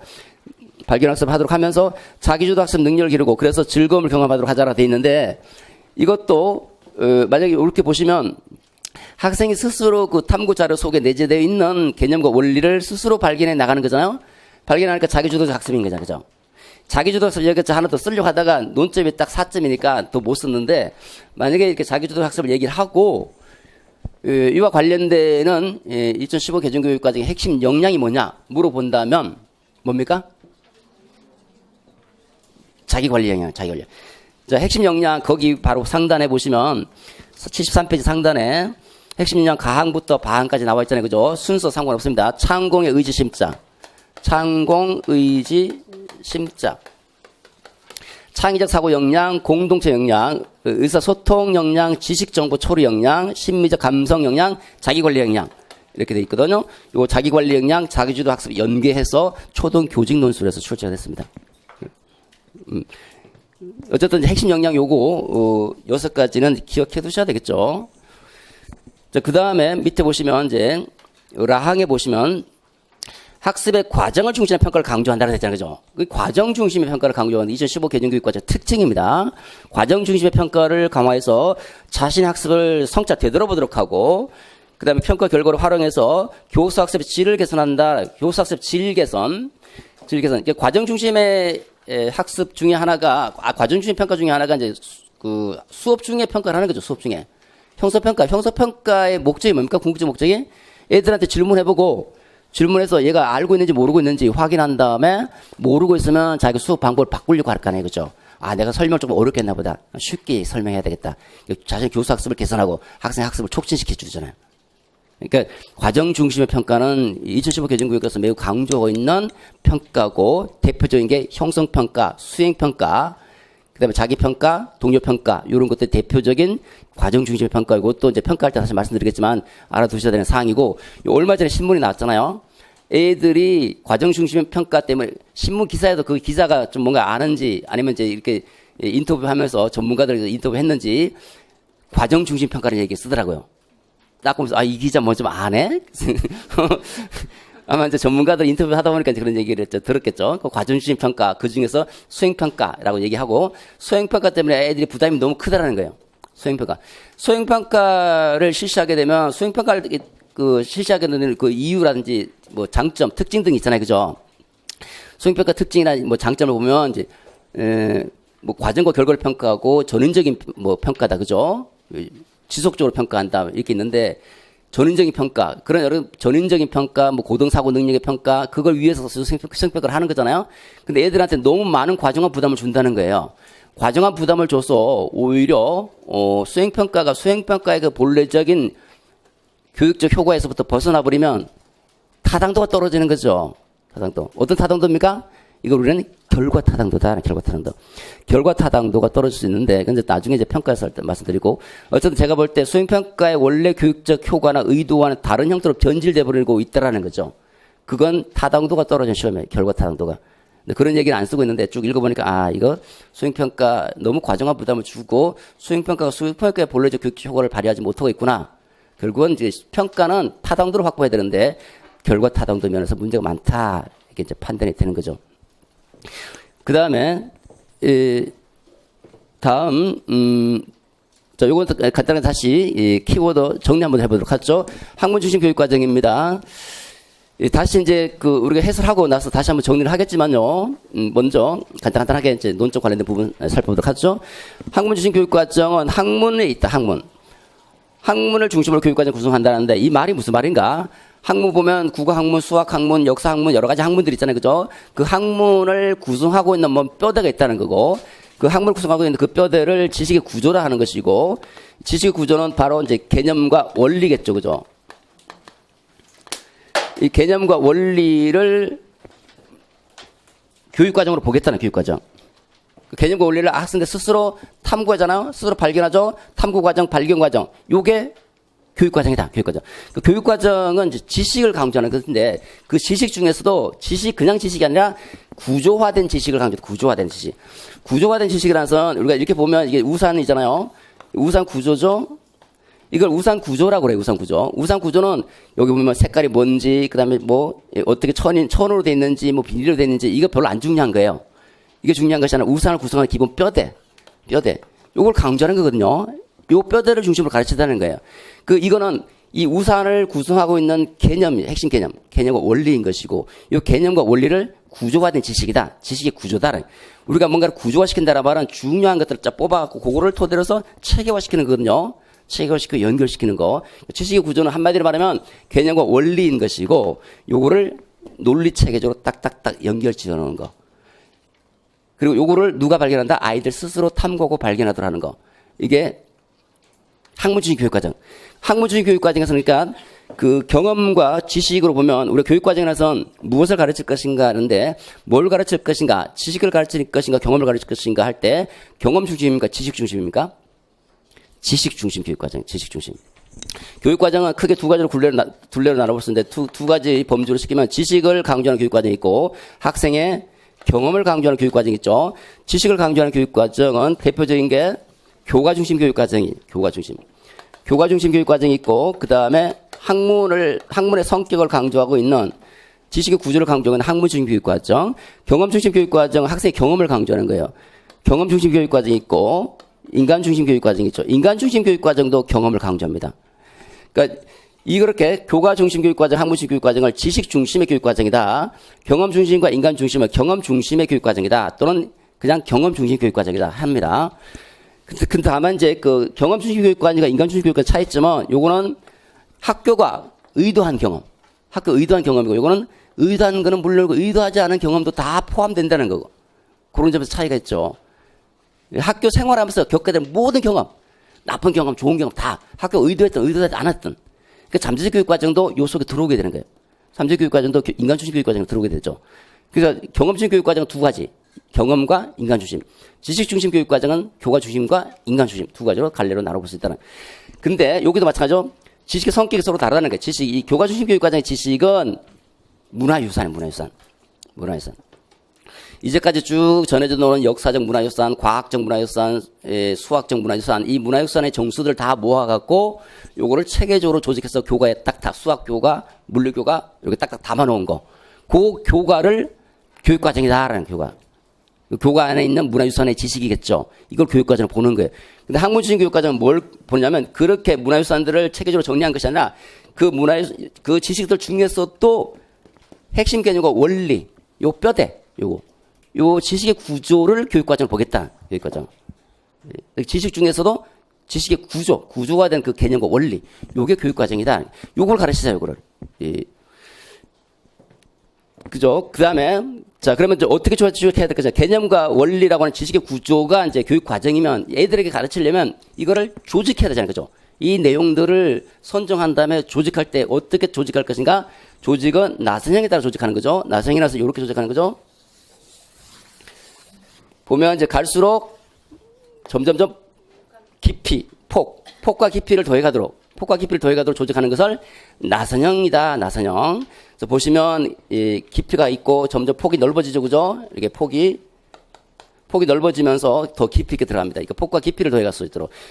사회과를 예를 들면 사회과 이제 예를 들어서 의존성을 배운다. 예를 들어서 그 다음에 여기서 초등학생도 의존성 배우고 고등학생도 의존성 배우고, 그리고 만약에 상대성 원리 고등학생도 배우고 초등학생도 상대성 원리를 배우는 거예요. 운동의 상대성. 그러니까 초등학생이든 중학생이든 고등학생이든 똑같은 개념 원리를 배우는 거예요. 왜냐하면 어차피 물리를 구성하고 있는 게 중요한 개념이 상대성이니까 초등학생이든 중학생이든 고등학생이든 다 똑같은 개념과 원리를 학생들 스스로 발견하고 탐구하도록 하는 거예요. 이렇게 그러니까 이런 형태로 내용을 조직하는 거. 이걸 나선형이다. 한마디로 말하면 폭과 깊이를 더해가도록. 그래서 예를 들어서 상대성이라고 그러면 상대성에서 처음에 배우는 아이들은 그 의존성일 때 처음에 초등학교 아이들은 가정을 구성하는 구성원들의 의존성을 배우겠죠. 가족은 서로 의존적인 관계에 있다. 그래서 뭐 부모가 갑자기 엄마가 바쁘셔서 늦게 들어오시면 각자 역할 분담이 있는데 늦게 들어오시면 대신 내가 엄마 역할을 할 수 있어야 된다는 것. 서로 의존적인 관계에 있고 서로 도와주면서 의존적 관계에 있다는 것이고, 좀 크면 이제 뭐 초등학교 중학년 정도 되면 이제 고장이 우리 고장과 저 지역 다른 고장이 서로 의존 관계에 있다는 거. 그래서 우리 지역에 뭐가 많이 나오고 저 지역은 뭐가 많이 나는데 그래서 서로 물물 교환이 가능하지 않느냐. 이렇게 의존 관계 고장의 의존성을 배우고 그다음 중학교 가보면 국가와 국가 단위가 있잖아요. A 국가와 B 국가가 서로 의존 관계에 있어서 이쪽에서 많이 나는 물건 저쪽에서 많이 나는 물건 무역이라는 거 수입 수출의 개념을 의존성 개념을 통해서 배우게 되고 이렇게 점점점 똑같은 의존성을 배우지만 갈수록 폭과 깊이를 더해가도록 조직하는 것을 나선형이라는 거예요. 그러니까 개념과 원리 동일한 개념을 계속적으로 배우면서 두 번째 반복하면서 점점 깊이가 폭을 계열성 있게 더 폭과 깊이를 더해갈 수 있도록 조직하는 것이 이제 나선형이다. 나선형. 그러면 나선형 교육 과정에서는 이렇게 이제 내용을 조직해서 아이들을 가르치게 되겠죠. 그러면 학문주의 교육 과정은 지식의 구조가 교육 과정이니까 그 지식의 구조를 가르쳐야 되는 거잖아요. 그 지식의 구조를 가르치는데 말이 도대체 무슨 말인가? 무슨 말인가? 뭘 어떻게 가르쳐야 되는 것인가? 좀 전에 의존성이든 상대성이든 초등학교 1학년 학생이나 그 부론에 따르면 초등학교 3학년 학생이나 그다음에 대학 교수나 똑같은 일을 한다는 거예요. 똑같은 일. 똑같은 일을 한다면 다른 말 하면 탐구하고 발견한다는 거예요. 이 친구도 탐구 발견하고 저 친구도 탐구 발견하고 그 탐구하고 발견하도록 하는 게 지식의 구조를 가르친다는 거예요. 지식 구조를 가르치는 말은 교과 중심 교육 과정처럼 지식을 교사가 전달하는 게 아니다라는 전달하는 거예요. 전달하는 것이 아니라 교사 중심적으로 전달하는 것이 아니라 학습자가 스스로 발견한다는 그거를 탐구하고 발견하도록 한다. 그래서 첫 번째 지식 구조를 가르치는 말은 학생들이 그 학자들과 하는 것처럼 학자들처럼 똑같이 탐구한다. 탐구하고 발견하도록 하는 거. 요게 지식의 구조를 가르친다는 말이고 요 다른 말로 하면 교가 언어를 가르친다라는 교과는.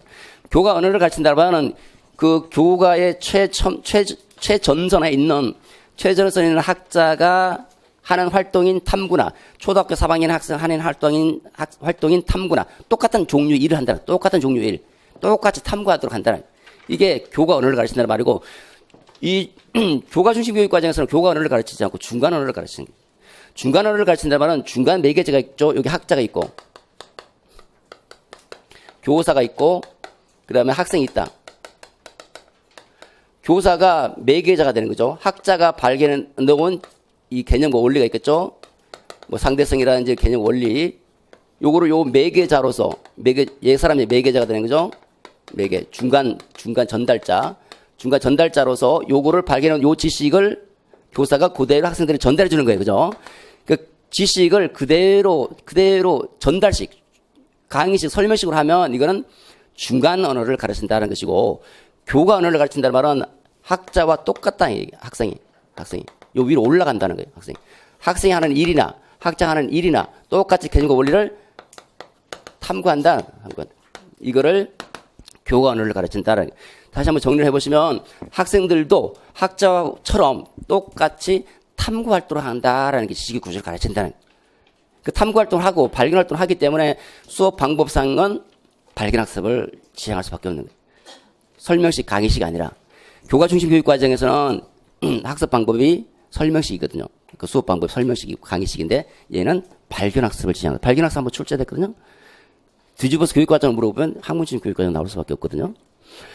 그다음 두 번째, 자 이렇게 요걸 발견한다는 요게 이제 개념과 원리잖아요, 그죠? 요걸 아이들이 발견한다는데 발견한다는 말은 하나의 현상을 이 지식의 구조라는 것은 개념과 원리가 서로 연결되어 있는 것이니까 요 현상이 다른 현상과 어떻게 관련되는지를 이해한다는 거예요. 이해한다. 하나의 현상을 다른 현상과 관련지어서 서로 어떻게 관련되는지 관련지어서 이해한다는 것이고 관련지어서 이해하게 되면 이 전체 우산의 구조가 눈에 들어올까 안 들어올까? 들어온다는 거죠. 전체 안목이 형성, 안목이. 이게 예를 들어서 물리다 그러면 물리 전체가 눈에 확 들어온다는. 물리학을 구성하고 있는 개념과 원리를 서로 연결지어서 이해하게 되면 물리를 보는 안목이 형성되는 거죠. 그 교과에 스며들어 있는 지적인 안목, 교과를 구성하고 있는 그런 지적인 안목이나 지적인 사고방식, 요걸 아이들이 이해하도록 하는 게 발견학습이다. 그러니까 지식의 구조를 가르친다는 말의 의미입니다. 이것이야말로 교과를 교과답게 가르치는 거예요. 그 전까지는 교과를 교과답게 가르치지 못했고, 교과를 교과답게 가르치기 위해서는 지식의 구조를 가르쳐야 된다는 것이고, 그 지식의 구조를 가르친다는 말은 학생들이 학자와 똑같이 탐구하도록 해야 된다는 것이고, 두 번째는 탐구한다는 말은 하나의 개념을, 하나의 현상을 다른 현상과 서로 관련지어서 이해하는 것이고, 이렇게 되면 이 전체 물리교과, 이 전체 교과에 스며들어 있는 교과를 구성하고 있는 지적 안목이나 사고방식을 이해한다는 거예요. 그래서 물리학적으로 사고하고, 물리학자처럼, 수학자처럼 수학적으로 사고하고, 이렇게 된다는 세 가지다. 그 다음, 그럼 지식의 구조를 가르친다면 어떤 이점이 있는가? 이점이 뭔가 불론에 따르면 이, 기, 전, 가, 이기, 전, 간, 네 가지 이점을 제시합니다. 이해가 쉽다, 이해가. 내용을 이해하기 쉽다. 왜 내용을 이해하기 쉬운가? 이게 개념과 원리를 서로 연결지어서 학습하기 때문이죠. 연결지어서. 그러니까 연결지어서. 개념과 원리를 서로 연결지어서. 또 다른 말하면 개념과 원리를 보는 안목을 형성하기 때문에 이해하기 쉽다. 하나의 개념을 낮게 흐트러진 개념을 보면, 단편적인 지식을 보면 이해가 잘 안 돼요. 이 지식이 다른 지식과 어떻게, 이 개념과 다른 개념과 어떻게 관련되어 있는지, 서로 개념과 개념을 관련지어서 이해하게 되면 학습자는 학습 내용을 이해하기 쉽죠. 관련지어서 학습한다. 연결해서 학습한다. 또는 보는 안목이 형성되니까 이해하기 쉽다. 두 번째, 기억이 오래간다. 기억이 오래간다. 왜 기억이 오래가는가? 우리 포인트만 딱딱 기억하십시오. 포인트만.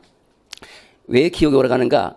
우리가 기억을 향상시키기 위한 방법은 제가 볼 땐 두 가지 정도 있는데, 첫 번째는 구조화시키는 구조. 여러분들 구조화된 책자, 구조화된 강의를 원하는 게 여러분들이 잘 알고 있는 거예요. 오래 기억이 된다나, 오래.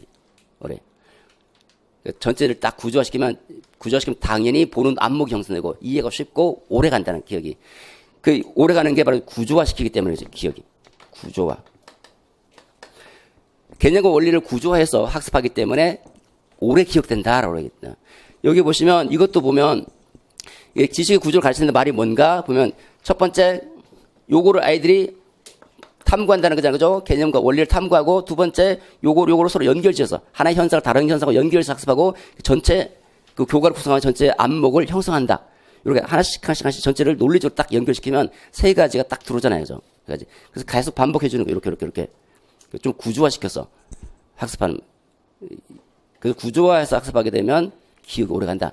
두 번째는 기억을 오래가게 하는 방법 중에서 구조화가 안 되는 경우도 있잖아요. 그죠? 서로 관련 없는 것을 억지로 끼워낼 수는 없는 거 아니에요. 그죠? 서로 관련이 안 될 때는 이렇게 두 문자를 따는 거죠. 이기전간. 이렇게 딱 하면, 무슨 말인지 모르겠지만, 그냥 몇 번 반복하다 보면, 그냥 뭐 주술처럼 나와요. 그냥 이기전간. 그 다음에 전위가가 높다. 지식 구조를 학습하면, 전위가가 높다는 게, 전이라는 말은 트랜스포, 적용시킨다는 적용. 지식의 구조를 학습하면 다른 사태에 쉽게 적용할 수 있다. 쉽게 적용이다.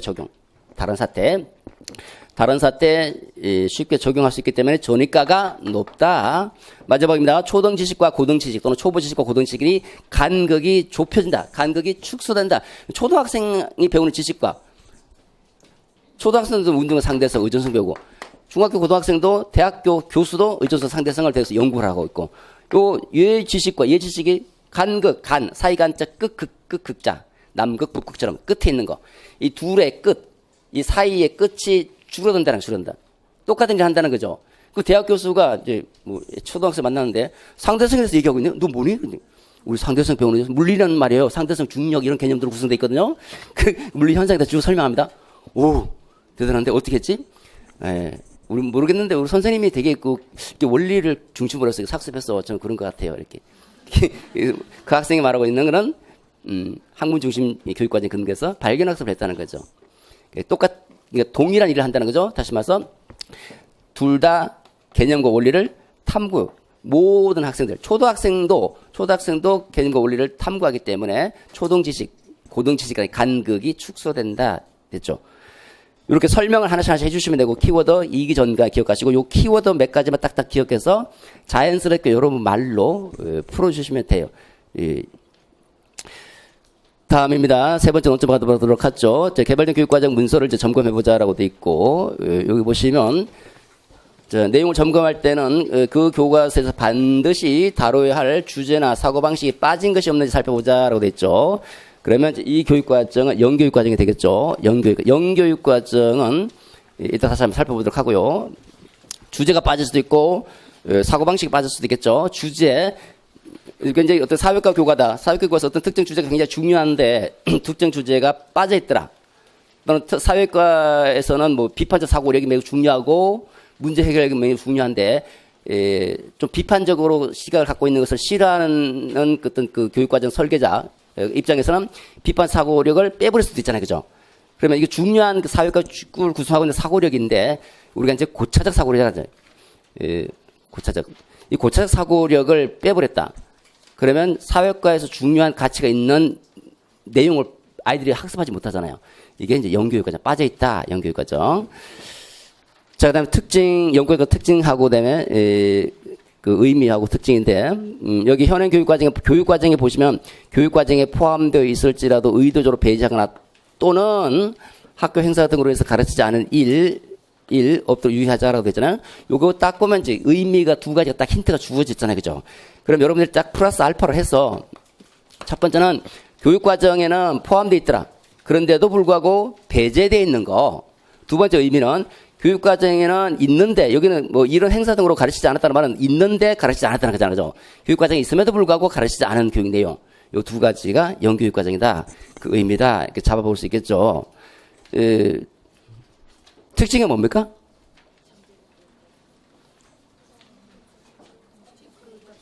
네. 가보죠. 정리해보겠습니다. 영교육과정. 영교육과정, 우리가 기억하셔야 될 게, 첫 번째, 빠져있다고 해서 다 영교육과정이 아니에요. 이 초등학생이 뭐 함수, 뭐 배울 필요가 없잖아요. 그죠? 걔네들은 배울 가치가 없는 거예요. 그 정도. 배울 만한 가치가 있어야 돼. 첫째.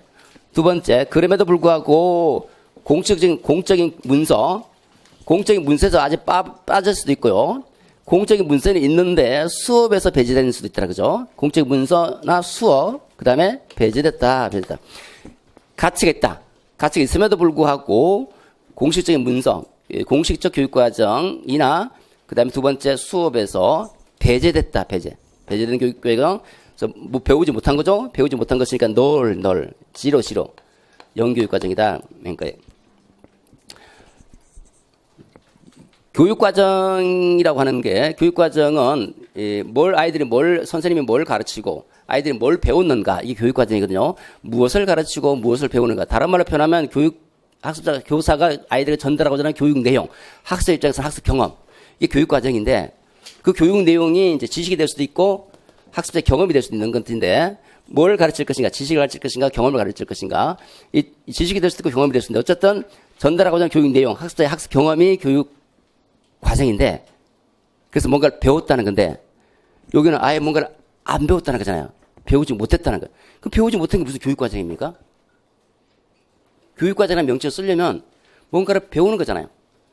잠재적 교육과정에서도 의도하지는 않았지만 뭔가를 배운 거고 공식적 교육과정에서는 의도한 걸 배우는 거고 의도한 걸 배우고 의도하지 않은 걸 배우고 둘 다 배웠는데 영교육과정은 아예 안 배운 거잖아. 근데 무슨 교육과정이냐?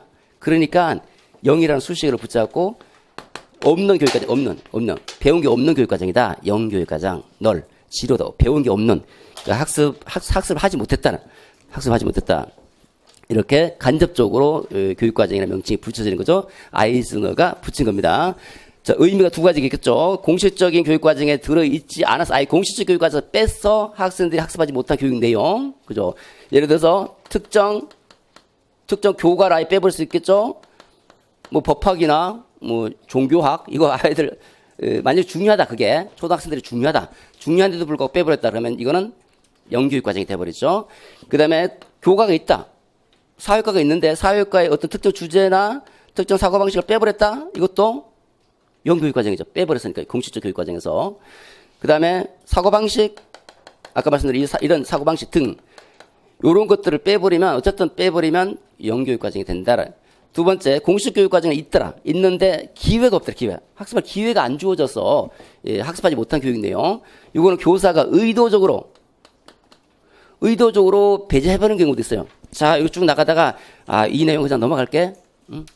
영교육과정 하나. 그래서 선생님이 다른 거 너무 열중하나 보면 실수해서 빠뜨렸습니다. 이것도 영교육과정. 실수로 빠뜨릴 수도 있고요. 그 다음에 시간이 부족해서 지금 시간이 부족하니까 운동회도 해야 되고 뭐 소풍도 가야 되고 시간이 부족해서 교육과정에는 딱 잡혀 있는데 시간이 부족해서 요거는 여기까지 하고 그냥 이 뒤에 거는 넘길래. 요거 영교육과정. 그죠?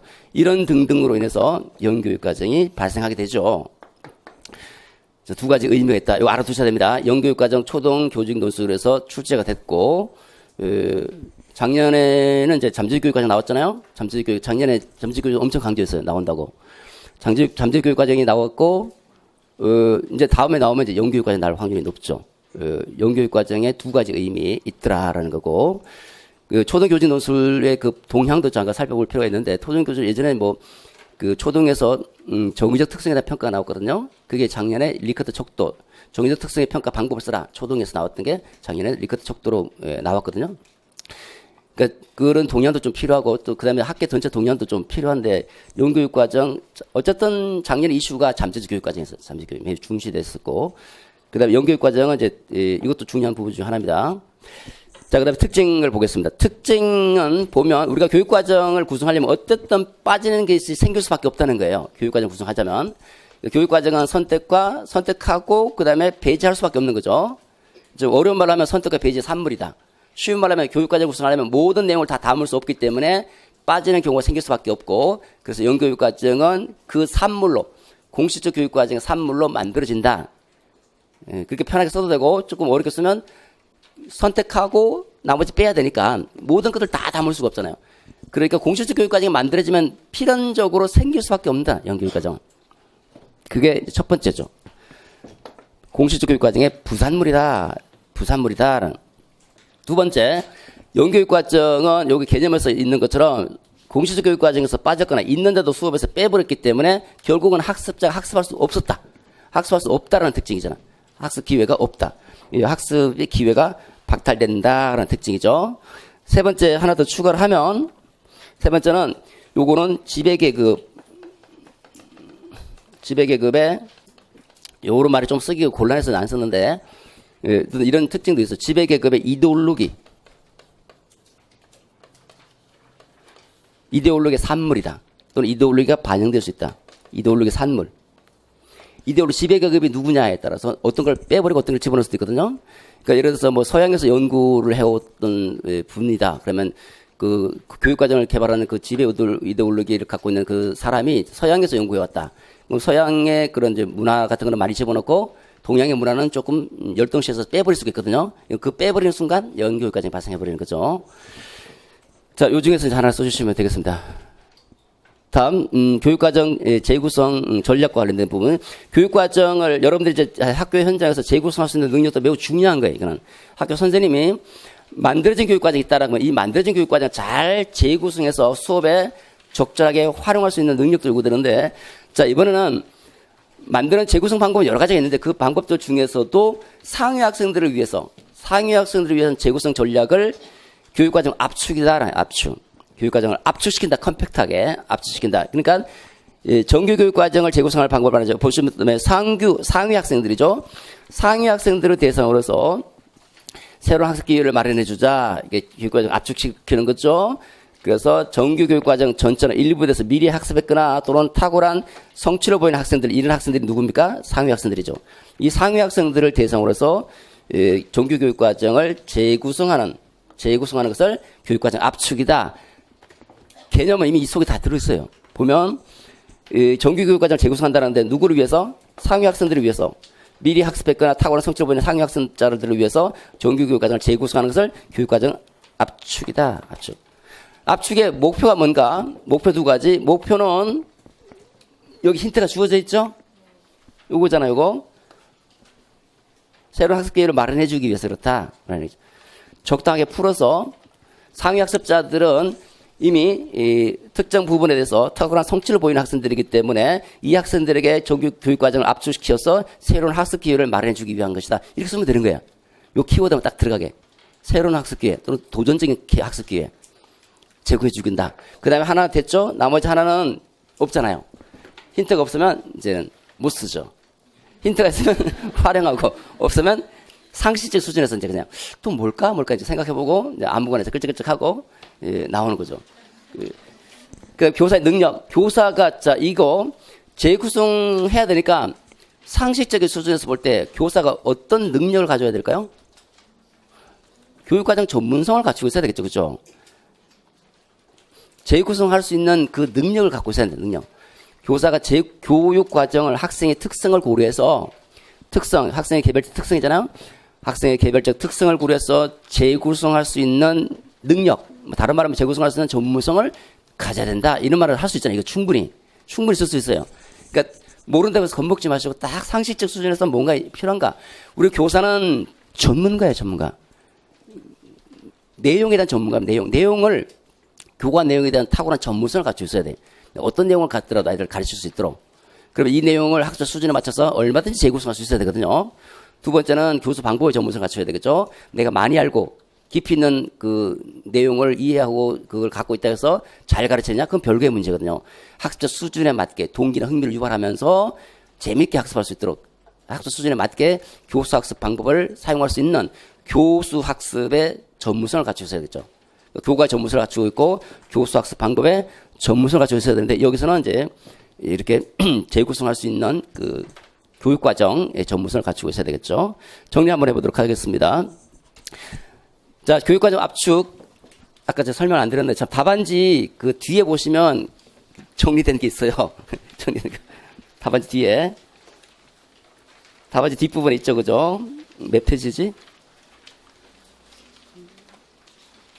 4페이지에 논점을 키워드 정리라고 돼 있는데, 그래서 여러분들 왔다 갔다 하시는 것 같은데, 미리 설명드렸어야 되는데, 거기 있습니다.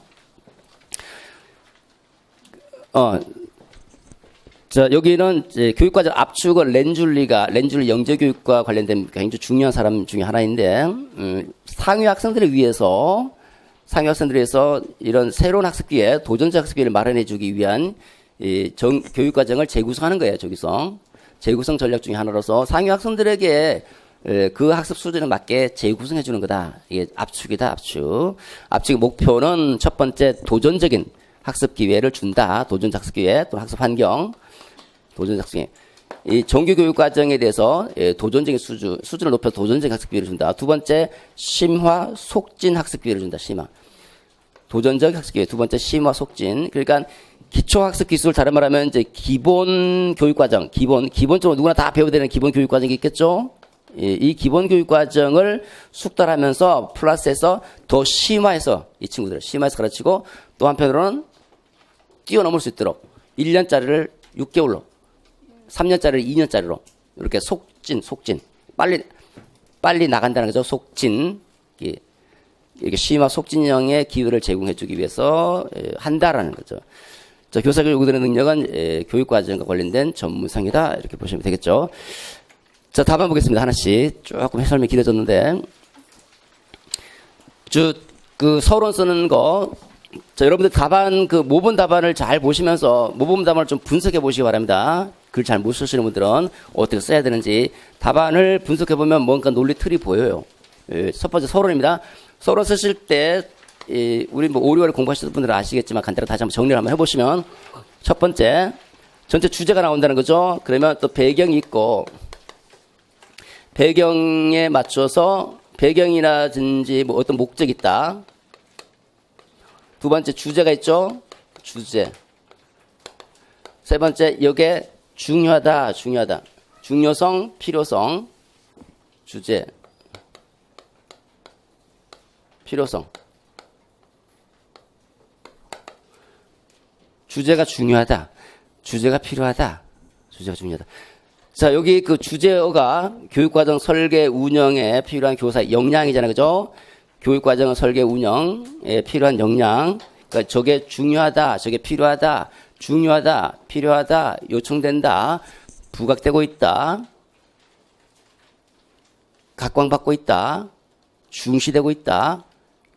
요런 서술로 써주네요, 서술로. 중요하다, 필요하다, 요청된다, 요구된다, 요구된다, 부각되고 있다. 교사의 역량이 중요한 과제로 부각되고 있다. 관심이 증가하고 있다.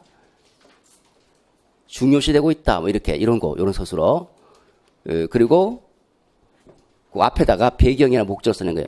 2015 개정교육과정이 적용됨에 따라서 뭐뭐함에 따라 2015 개정교육과정이 적용됨에 따라 교육과정 설계 운영에 있어서 교사의 역량이 중요한 과제로 대두되고 있다. 교사 역량이 중요한 과제로 요청되고 있다. 역량이 필요하다. 이렇게 그죠? 2015 개정교육과정이 적용됨에 따라 배경. 그 다음에 또 목적을 쓸 수 있죠. 이것도 하나의 배경이죠. 의도한 교육 목표를 달성하기 위해서는 이게 필요하다. 요청된다. 그죠? 다른 말 하면 여기다가 이상적인 걸 쓸 수 있잖아요. 학생의 교육적 성장을 위해서는, 바람직한 성장을 위해서는, 뭐 전인적 성장, 교육적 성장, 바람직한 행동의 변화, 바람직한 뭐 성장, 변화 이런 거 있잖아요. 그죠? 이런 일반적인 걸 얘기해 주면서도 저런 역량이 요구된다 이렇게 써도 되겠고요. 상황에 맞춰서 그래도 조금 적절한 거를 넣어서 어떤 배경 하에서 저런 주제가 요청되고 중요하다는 것을 한마디로 언급해 주시고, 요거는 다르게 써도 돼요. 다르게 써도 되는데 어쨌든 서론에서는 어떤 주제의 중요성, 필요성이 나와줘야 된다. 잘 못 쓰시는 분들은 거기 여기 있는 그대로 논리대로 따라가 보시면 돼요. 근데 이제 만약에 주제가 문제일 경우에는 여기 문제의 심각성이 나오는 거예요. 최근 왕따로 인해서 자살 학생들이 증가함에 따라 왕따 문제에 대한 우려의 목소리가 높다. 이렇게. 학생 왕따에 대한 우려의 목소리가 높아지고 있더라. 왕따가 점점 심각해지고 있는 현상이다. 이렇게 쓰는 거지, 이렇게. 그런데 이제 우리 교육학 논술은 이렇게 문제를 주제로 쓰진 않거든요. 그냥 딱 직접적인 바람직한 것을 주제로 쓰니까 그냥 중요하다, 필요하다, 요청된다. 이렇게 써주시면 돼요. 이렇게. 근데 논술은 저희 노량진에 아마 제가 논술 1세대. 그 모든 선생님들이 저는 다 알아요, 저를. 그래서 다른 선생님들이 저 논술을 모방을 하죠. 그러니까 이런 얘기를 하고 있으면 다 저 걸 모방했다라고 보시면 돼요, 그냥. 요즘 보니까 거의 뭐 모방하더라고요. 보니까. 근데 이제 답안지를 쓰는 사람이 거의 없다는 거예요. 아시겠지만 답안지 쓰는 게 쉽지가 않아요. 답안지 쓰고 어떤 선생님인지 굉장히 많은 그 학생을 대상으로 선생님이 답안지 썼는데 제가 봐도 야 이거 초등학생 썼나? 이렇게 정도로 그 다음부터 답안지 안 쓰더라고요. 그냥 간단하게 개조식으로 요거 써야 된다 이렇게 하지. 왜냐면 논리적으로 쭉 쓸 때 어떤 문장을 집어넣고 안 집어넣고 이런 것들도 글을 써본 사람은 알거든요. 근데 답안지 본론에서 말씀드리겠지만 여러분들 굳이 지금 안 되는데 억지로 어제 1월 반에 어떤 분이 질문하더라고요. 논리적 연결을 매끄럽게 하기 위해서 어떤 문장을 삽입해야 하는데 어떻게 삽입해야 될지 모르겠다. 지금은 안 돼요, 그게. 그러니까 거기까지 바라지 마시고 질문하는 것만 답변하라. 일단 나중에 여러 개 생기면 하시는 거고요. 보겠습니다. 됐죠? 두 번째는 2번. 교사는 첫 번째, 현장 교사는 1번 논점, 2번 논점, 3번 논점, 4번 논점, 요거 4번 논점에 대해서 주제, 여기 대해서 등 여러 영역에서 광범위한 영역에서 또는 여러 분야에서 주제 그다음에 뭐뭐 해야 한다라는 당위적인 명제로 해야 한다. 자, 보십시다. 현장 교사는 1번 논점, 2번 논점, 3번 논점, 4번 논점 등 여러 가지 영역에서 역량이잖아요. 교육과정 설계 운영에 필요한 역량을 발휘할 수 있어야 된다. 그죠? 교육과정 설계 운영에 필요한 역량을 발휘해야 된다. 썼죠? 그다음 세 번째 메커니즘은 제시문에 있는 것을 바탕으로 해서 제시문의 내용을 바탕으로 제시문 내용을 근거로 내용을 토대로 그리고 주제 다시 또 주제 개수 주제가 나옵니다. 주제를 논하고자 한다. 보시면 성찰 메모잖아요. 성찰 메모를 토대로 주제 논하고자 한다. 이렇게 논의하고자 한다. 이렇게 쓰시면 되고 이제 이렇게 안 써도 다르게 쓸 수도 있어요. 다르게 쓸 수도 있는데 안 되시면 이렇게 가시면 이게 그러면 한 3줄에서 5줄 사이 나옵니다. 3줄. 한 3줄 정도 채워야 되니까 서로는 3줄 이상은 채우십시오. 3줄. 이게 많이 쓰는데 2줄만 채우는 건 좀 그렇잖아요. 3줄 정도. 그리고 요거를 풀어서 하나씩 풀어서 쓸 수도 있어요. 하나씩. 요거 나중에 보여드릴 겁니다. 하나씩 풀어서 이렇게 묶었잖아요. 지금 묶을 수도 있고 하나씩 풀어서 쓸 수도 있어요. 그래서 전체 순서를 이렇게 하시면 몇 번 연습해보고 답안지 몇 번 분석해보면 금방 씁니다. 다음에 내일 이제 첨삭 그 모의고사잖아요. 그때 1회차 답안지 펴놓고 썼어요. 펴놓고. 서로 딱 펴놓고, 한 번쯤 읽어보, 맞아. 이렇게 쓰지. 그대로 따라 쓰고, 요거만 싹싹 바꿔주면 되는 게. 1, 2, 3, 4 노트만 싹 바꿔주고 싹 집어넣으면 다 그대로 탁 들어갑니다. 탁. 자꾸 연습해보시면 이제 금방 써요. 그냥 1분도 안 걸려요. 그냥 쭉쭉쭉. 자, 됐죠. 그 다음에 본론 가보겠습니다. 본론 첫 번째, 교사는 교육과정 설계 운영자로서 자신의 수업 설계를 할 수 있는 교육과정 개발 역량을 우선적으로 갖춰야 된다. 자, 요거는 주제죠. 주제. 역량이니까 주제. 교육과정 개발 역량을 갖추자. 이 주제문이자 도입문입니다. 주제문이자 도입문이죠. 도입문. 첫 시간에서 지금 설명 조금 오래 하는 것 같은데, 조금 진행이 되면 이제 답안 설명 좀 오래 안 할 겁니다.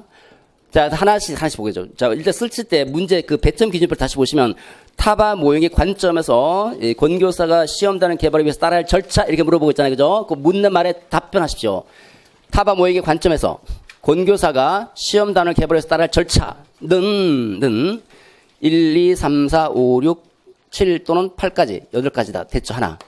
1번 논점 해결하고 그다음 두 번째 이런 순차적 단계를 거쳐서 시험 단원이 개발된다. 요거는 써도 되고 안 써도 되고. 이게 중요한 논점이 아니잖아요. 자연스럽게 넘어가려고 쓴 거고. 그 다음에 두 번째 논점. 이 모형이 뭡니까? 타바 모형이잖아. 이 타바 모형을 교육과정 개발에 적용하는 이유잖아요. 그러면 이 모형을 써도 되고요. 타바 모형을 교육과정 개발에 적용하는 이유는 교사 중심적이기 때문이다. 현장 지향적이기 때문이다. 그리고 왜 현장 지향적이죠? 왜 교사 중심적인지. 외부 전문가가 만들어 놓은 교육과정을 그대로 적용하는 것이 아니라 교사가 주도가 돼서 개발되니까 현장 지향적이고 수업 상황에 적합하다. 이렇게 그죠? 요거를 지금 두 문장으로 썼잖아요? 두 문장으로 키워드 먼저 뽑아주고, 그 다음 부연 설명. 만약에 한 문장 쓰고 싶다. 한 문장 써도 돼요. 만약 문장이 길어지면 두 문장 쓰세요. 그러니까 문장은 간결해야 돼, 간결. 자, 길어진다 싶으면, 그러니까 여기는 이렇게 한 문장으로 써도 되겠죠. 이유는 요렇게 해도 되죠. 그게 뭐 지나치게 긴 게 아니니까. 그 다음에 그다음 국가 수준이 아닌 교사 수준에서 교육과정을 결정할 경우에 장점 한 가지죠. 이처럼 교사 수준에서 교육과정 교사가 나왔잖아요. 교사 주도적이니까 교사 수준에서 교육과정을 결정하면 또는 결정할 경우에 장점은 뭐뭐이다 이렇게 해도 되고요. 한 가지니까 두 가지 살아가면 장점은 첫째, 둘째 이렇게 써주시고 그 다음에 결정하면 요런 장점이 있다 또는 결정할 경우에 장점은 뭐뭐이다 이렇게 그죠?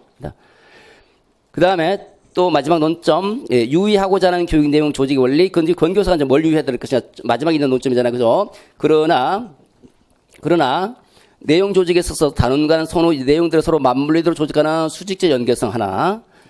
두 번째, 동일 학년 내 유사교관의 동일한 내용 수준을 유지하는 수평적 연계성에 주의를 해야 된다. 그러니까 두 가지니까 이게 1점짜리니까 이제 쭉 같이 묶어 쓴 거예요, 그냥. 만약에 두 가지니까 따로따로 쓸 수도 있죠. 유의해야 될 점은 다음과 같다. 첫째, 수직적 연계성이다. 두 번째 설명해 주시고, 두 번째 수평적 연계성이다. 설명해 주시고, 이렇게 하셔도 좋고요. 점수가 배점이 1점이니까 쭉쭉 연결해서 쓴 거예요, 그냥. 그 다음 다시 이처럼 여기 또 주제 문장이죠. 주제와 연결시켜야 됩니다. 교육과정 설계 운영자 키워드 나오고 누가 교사다. 교사는 수업 장면에서 요구되는 교육과정을 직접 개발할 수 있는 교육과정 개발 역량을 우선적으로 갖추고 있어야 한다. 그래서 양괄식으로 썼습니다. 양괄식으로. 양괄식을 쓰기 어렵고 하면 그냥 두 갈식으로 하든 미갈식으로 하든 하나만 잡으시고요. 다음 넘겨보도록 하죠. 자, 교육과정의 형태를 결정할 때 교육과정 결정이죠. 결정할 때 교육과정 철학의 역량을 갖추고 있어야 된다. 이 주제문 쓰는 게 쉽지가 않습니다. 일단 주제문은. 그러니까 주제문이 점수가 들어가느냐 안 들어가느냐, 주제문을 썼나 안 썼냐 문제. 내용 자체는 별로 중요하지 않아요. 근데 그 글을 쓰는 게 어렵습니다. 그러니까 주제문 쓰는 거는 어느 정도 지식이 쌓이고 있어야지 잘 써져요. 공부를 할수록 또 예시담을 자꾸 보면서 생각을 해놓으셔야 돼요. 근데 이것도 한 주제문은 서로는 금방 느는데 주제문은 최소한 한두 달 이상 쭉 써보면서 이제 자기가 느껴야 돼, 이거. 처음에는 이제 구색만 갖추시고 점점 생각하면서 조금 알찬 주제가 나올 수 있도록 해주는 것도 좋고요. 어쨌든 내용을 어떻게 쓰든지 상관없어요, 주제문은. 그 다음에 자, 두 번째 논점이 권교사가 중점을 둔 교육과정 유형이니까 답변해 보시면 권교사가 중점을 둔 교육과정 유형은 학문적인 교육과정이다. 그죠? 간단하게 설명해 줄 수 있고 여기까지 1점. 그 다음에 조직 원리죠. 학문식 교육과정 낯선형 형태로 조직한다. 낯선형. 그 다음에 낯선형 간단하게 의미 설명해 주시고 그 다음에 보시면 그 다음에 문제가 지식의 구조를 가르친다 말의 의미잖아요. 갑자기 낯선형 했다. 갑자기 지식 구조를 가르치는 말이니까 논리적으로 연결이 잘 안 되잖아요. 그죠? 논리적으로 연결이 잘 안 되니까 연결이라는 문장을 써줘야 되겠죠. 이런 교육, 학문식 교육과정에서는 지식의 구조를 가르치게 되는데 이 말은 이렇게 들어가는 거죠. 이 말은. 앞에 요거를 이 논리적인 연결어를 써주시고 이렇게 들어가는데 내가 이게 안 된다. 이게 잘 안 돼요. 안 될 때는 어떻게 해요? 그냥 한편 지식의 구조를 가르치는 말의 의미는 그냥 이렇게 들어가야 해요. 상관없습니다. 상관없어요. 잘 되면 이제 자연스럽게 넘어가시고 안 되면 그냥 이 말은 이제 아까처럼 이렇게 써주시고요. 그 다음에 그리고 지식의 구조를 가르칠 경우 이제 이점은 지식의 구조를 갖고 있는 이점, 지식의 구조가 갖고 있는 이점은 뭐뭐이다 이렇게 하든지 지식 구조는 이러이러하니까 이런 장점이 있다, 이점이 있다 이렇게 하나를 쓰니까 이제 이렇게 쓴 거고요. 그다음 다시 이렇듯이 여러분 이거 보면서 분석하셔야 돼요. 답안지 보면서. 한번 읽어보면서 쭉 다시 한번 분석. 이렇듯이 교육과정 설계 운영자로서, 이게 이제 그, 운영자로서 역량이 이제 키워드잖아요. 그죠? 역량.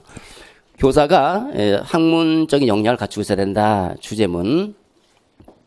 다음 보겠습니다. 교육과정을 개발할 때 특히 학생의 학습 기회가 박탈되는 없도록 유의하자. 자, 이 두 번째 논점, 세 번째 논점이죠. 교육과정 권교사가 주의한 교육과정의 명칭과 개념이니까 권교사가 주의한 교육과정은 영교육과정이다. 개념 설명해 줘야 되겠죠. 개념 설명.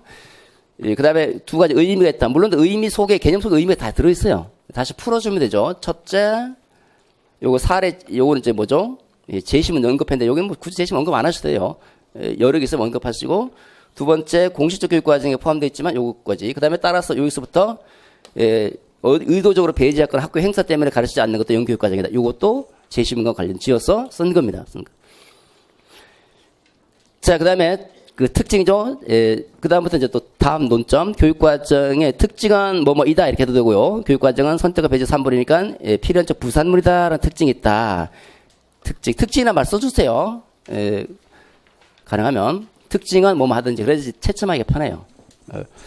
영교육과정, 여기까지 주제문이죠. 영교육과정에 이렇게 비춰볼 때 교사가 교육과정 설계 운영할 때는 중요한 내용이 배제되는 일이 없도록 아이저는 얘기잖아요. 교육적 감시관을 갖추고 있어야 된다. 교육적 감시관의 능력이 요구된다는 거죠. 저는 역량이.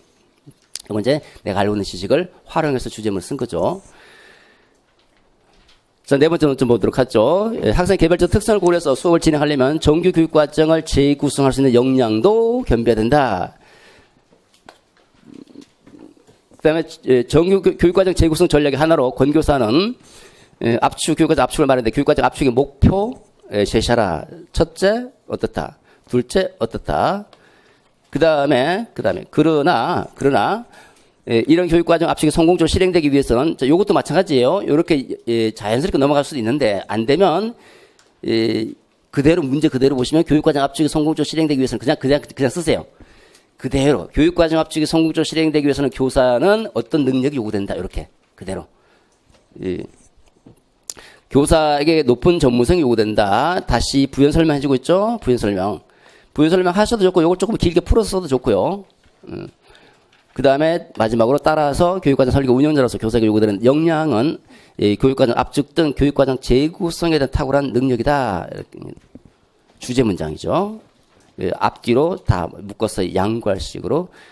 이 앞에 있는 문장은 도입문의 성격을 띠면서 주제 마지막 다시 한번 잡아주고 있고요.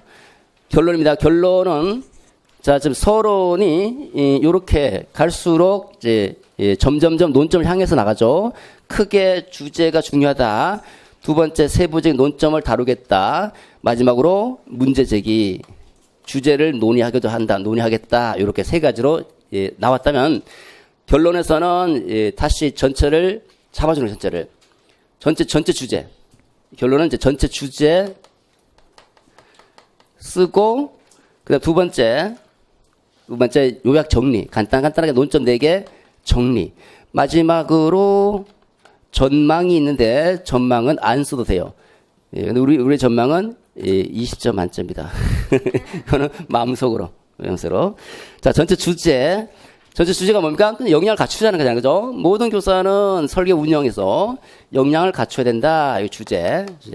그 다음에 하나씩 정리하는데, 정리할 때 논점이 몇 개입니까? 4개니까 2문장에서 3문장으로 정리합니다. 논점 4개니까, 그러니까 4문장 쓰면 너무 토막토막 나니까 연결될 수 있는 거는 2개를 그냥 하나로 연결시켜버리면 3문장이 줄어들죠. 그죠? 그러니까 그래서 2문장에서 3문장 정도 연결될 수 있는 거 자연스럽게 억지로 연결시키지 마시고 자연스럽게 결론 한 문장으로 쓰면 안 돼요. 무조건 한 문단은 한 문장 이상에 2문장을 써주십시오. 2문장. 전체 주제를 쓰기 어렵다 그러면 그냥 써놓으십시오. 지금까지 이상과 같이 형식적 결론 괜찮아요. 그냥 지금까지 여기에 대해서 살펴봤다 해놓고 이제 간단하게 정리 한번 해보시면 첫 번째 교사 직접 교육과정을 개발하고 두 번째 시식의 구조를 근간으로 해서 나선형으로도 조직할 수도 있어야 된다. 그다음 특히 실행 과정에서는 영교육과정이 유의하고 그다음 교육과정 압축 등 재구성하는 일에서도 역량을 발휘해 나가야 할 것이다. 마치 전망처럼 그냥 뭐뭐 할 것이다 이렇게 해서 이렇게 전망을 대체하는 식으로 이제 정리가 되는 거죠. 조금 설명이 좀 길었습니다. 수고했습니다. 10분 정도 쉬었다가 이론 정리하도록 하겠습니다.